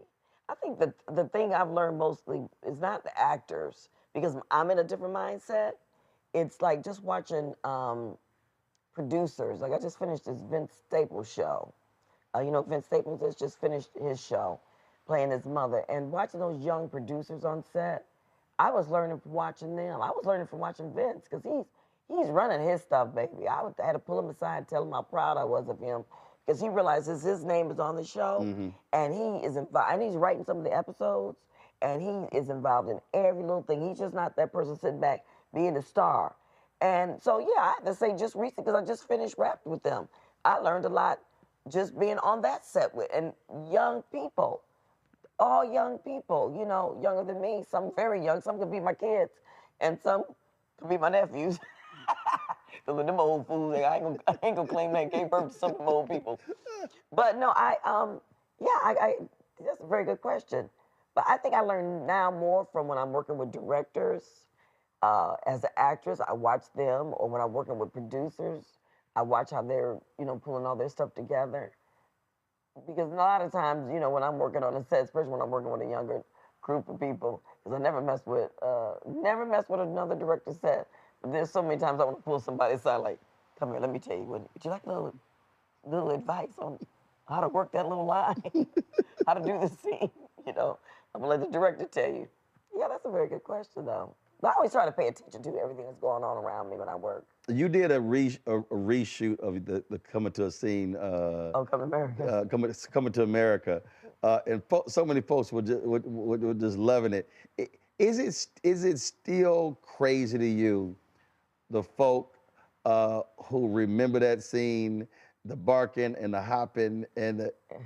Well, you know what? At the time, I tell people, I was just happy to get a job. Okay, I auditioned for Sherry's part. Okay, Sherry Headley's part. It was Lisa. Yep. Everybody wanted Lisa. That was a bigger part. Of course. So when I saw John Landis, when I was, when the casting director called me back to meet him, and he looked at me, he said, there's this other part. And I'm thinking, shit, I don't want to do that other part. I want that main part. I want to do Lisa, So he said, would you mind looking at it and going out? So I looked at it, I came back, and I'm like, well, this would be better than nothing, I guess, So long story short, we know I got the job. And if you would have told me then that it was going to have the longevity that it had now, I would have been like, you sure about that? So I don't mind at all. People go like, you get sick about it? Not at all. It's the gift that keeps giving. It's the gift that has introduced me to other generations. It's the gift that got me into Come to America 2. It's the gift that got me grouped with somebody as famous as Eddie Murphy, So, Whatever you like. Yeah, I mean, when they recite famous movie lines. Exactly, So it's like, yeah, it was great. Other night we were talking about famous movie lines, and somebody brought up the one from What's Love Got to Do with It? You ain't got to hit me, boo. You ain't got to hit me one time. See, I knew that one too. Right? Yep, same thing. Yeah, and we did a lot of improvising on that. Really? We did, and I can't remember if that was written or if that was, or if I did it, but I remember that Lawrence accidentally hit me. We missed the connection. He's a gentleman and a scholar, so he was mortified, but he actually connected, and it was this side of my face, so I'll never forget. It was like, I was like, oh. Other side was like, oh my God, he hit me. And this is how sick actors are. Like, the other voice said, this is gonna be great, Vanessa, keep going.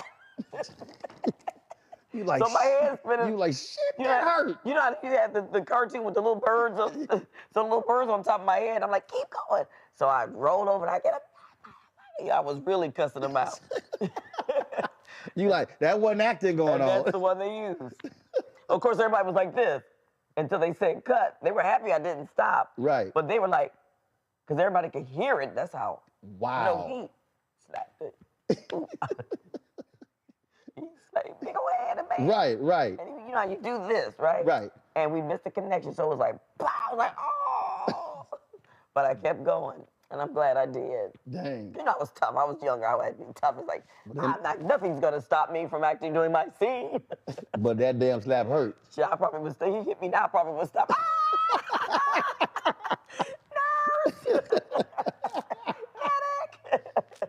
What would you say was the most fun you had with the Oh my role? God, now that's easy.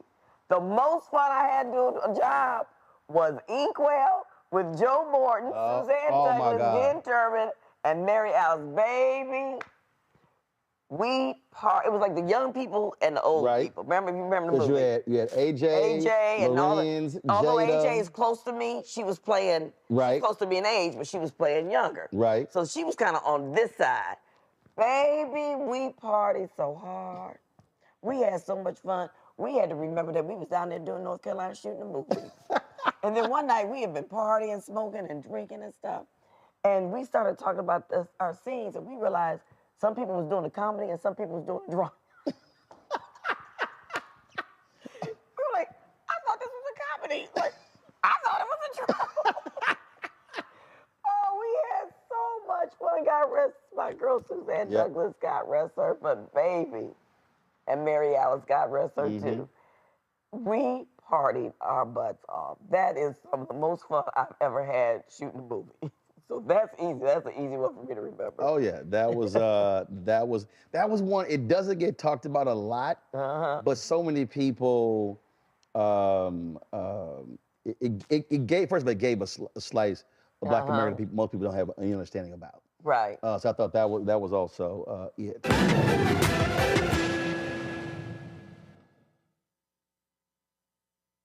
What's up, y'all? Look, Fanbase is more than a platform. It's a movement to empower creators, offering a unique opportunity for everyday people to invest in Black-owned tech, infrastructure, and help shape the future of social media. Investing in technology is essential for creating long-term wealth and influence in the digital age. The Black community must not only consume tech, we must own it. Discover how equity crowdfunding can serve as a powerful tool for funding Black businesses, allowing entrepreneurs to raise capital directly through their community through the Jobs Act.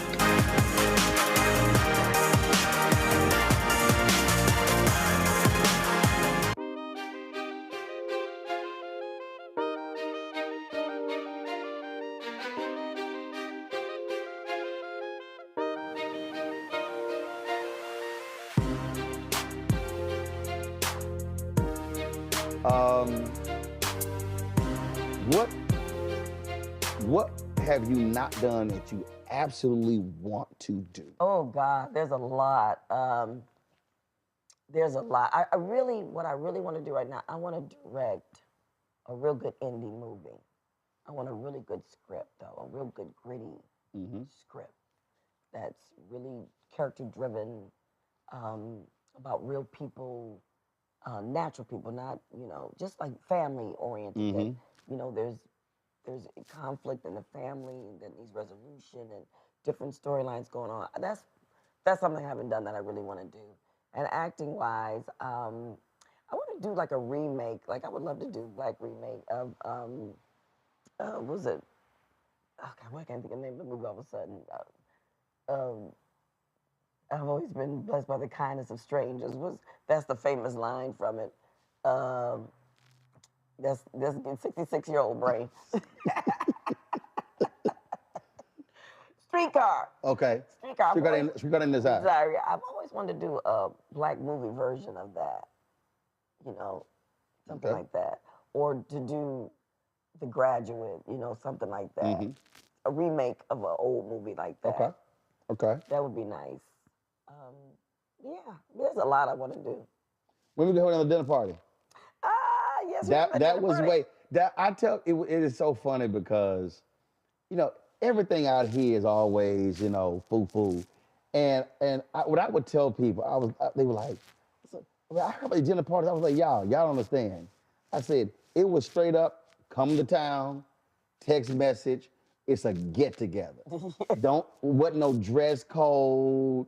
And I tell people all the time, that what I loved about it was because you had Bill Duke, Ray J, and Ray J's mom and dad out there playing bid whist. Right. And then you had folk on the inside. And it was just all of these for me, it was like growing up like I grew up in Houston, and you have family get-togethers. And what kills me, folks were like, man, we got to do this again. I was like, oh, y'all live here. I'm the one who don't live here. They were like, well, you the one who connect folks. I was like, well, you let me know when you come to town, get enough notice, honey, that's easy. I love dinner parties. First of all, I'm a home chef. That's the thing I love. And I love setting a beautiful table. And I'll have a little bigger budget this time. Yeah, but I love. Vanessa was like, how much you got? I was like, I made it work though. Come on now. Yeah, you did. You did. That was TV One was like, no, we can't spin. I was like, yeah, okay, y'all know y'all got it, but we made it work. Well, let me know. I'll be happy to host another dinner party. That was so much fun. I'd be happy to host a dinner party. You let me know. That was so much fun. That's something that I really enjoy. I enjoy that more than going. Didn't you have a dinner party show? Yes, yeah, in the Company of Friends. And you can still get it at VanessaCalloway.com and in the Company of Friends.tv. Shameless plug. But no, I love dinner parties because to me, it's just so much more intimate and fun than going to a restaurant. Right. You can stay there forever. And we entertain quite a lot, Tony and I. And everybody who's been in my house, they know if I invite you to dinner, then it's going to be a good dinner party. But also, y'all have an entertaining house. Yeah, because you got the indoors, the outdoors. Wait till you see the Honey, I done hooked up that outdoor. For Tony's birthday last year, I made him a man cave, a little cigar thing. But now he had heart surgery, can't smoke cigars anymore. But that's okay. Well, first of all, I'm allergic to smoke, so cool. No, but it's, it's Right. a cabana. I got you. But it's a man cave, it's for... Wow. But it's beautiful. I mean, I made a high-end one. And, we have this huge, big fire. It's just nice. All right, well next time I come... Oh, no, we gonna do that. We gonna do that. Yes, and it was so fun. I was talking somewhere, and this person's like, oh my God, that sounds great. And they were like, no one texts me. See, and I always get off it like, that was Roland's list. I ain't had nothing to do with that. That was Roland's list. Why they get invited? You like, oh, that was Roland. That was Roland. Put that on me. We put the blame back and forth on each other. Ain't no problem. No, there was one person, I was like, I don't know who it was. I wouldn't take a number. He's like, you wasn't invited.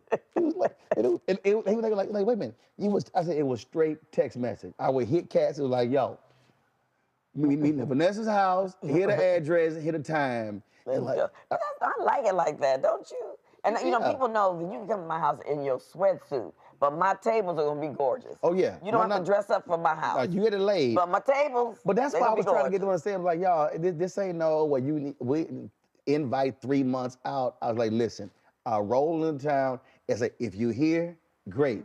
If you're not, I'm moving on to the it's next all person. good. And it's like, we're good. We'll catch you next time. Right. But oh my God, I have not done one because Ralph Farquhar and his wife hosted one. Oh yeah. D'Angela Proctor, we did a potluck at hers. Folk brought food. It was crazy.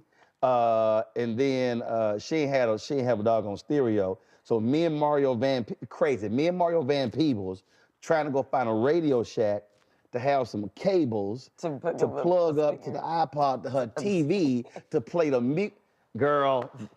This pre-Spotify and all this sort of stuff. Like I'm going through her son's gaming stuff, looking for the right cables and stuff. And I was like, I know what I'm doing. Don't worry about it. We went to a Radio Shack. It was closed. So I gotta do one. I gotta do another. Those are fun though. Those are a lot of fun. Yeah. Let me know. All right. Put me down. Well, Dawn, it's good to see you. Good to see I appreciate it. Thank you for having me by just to catch up. That's how we do it. That's how we do. All right. Always appreciate it. Take care.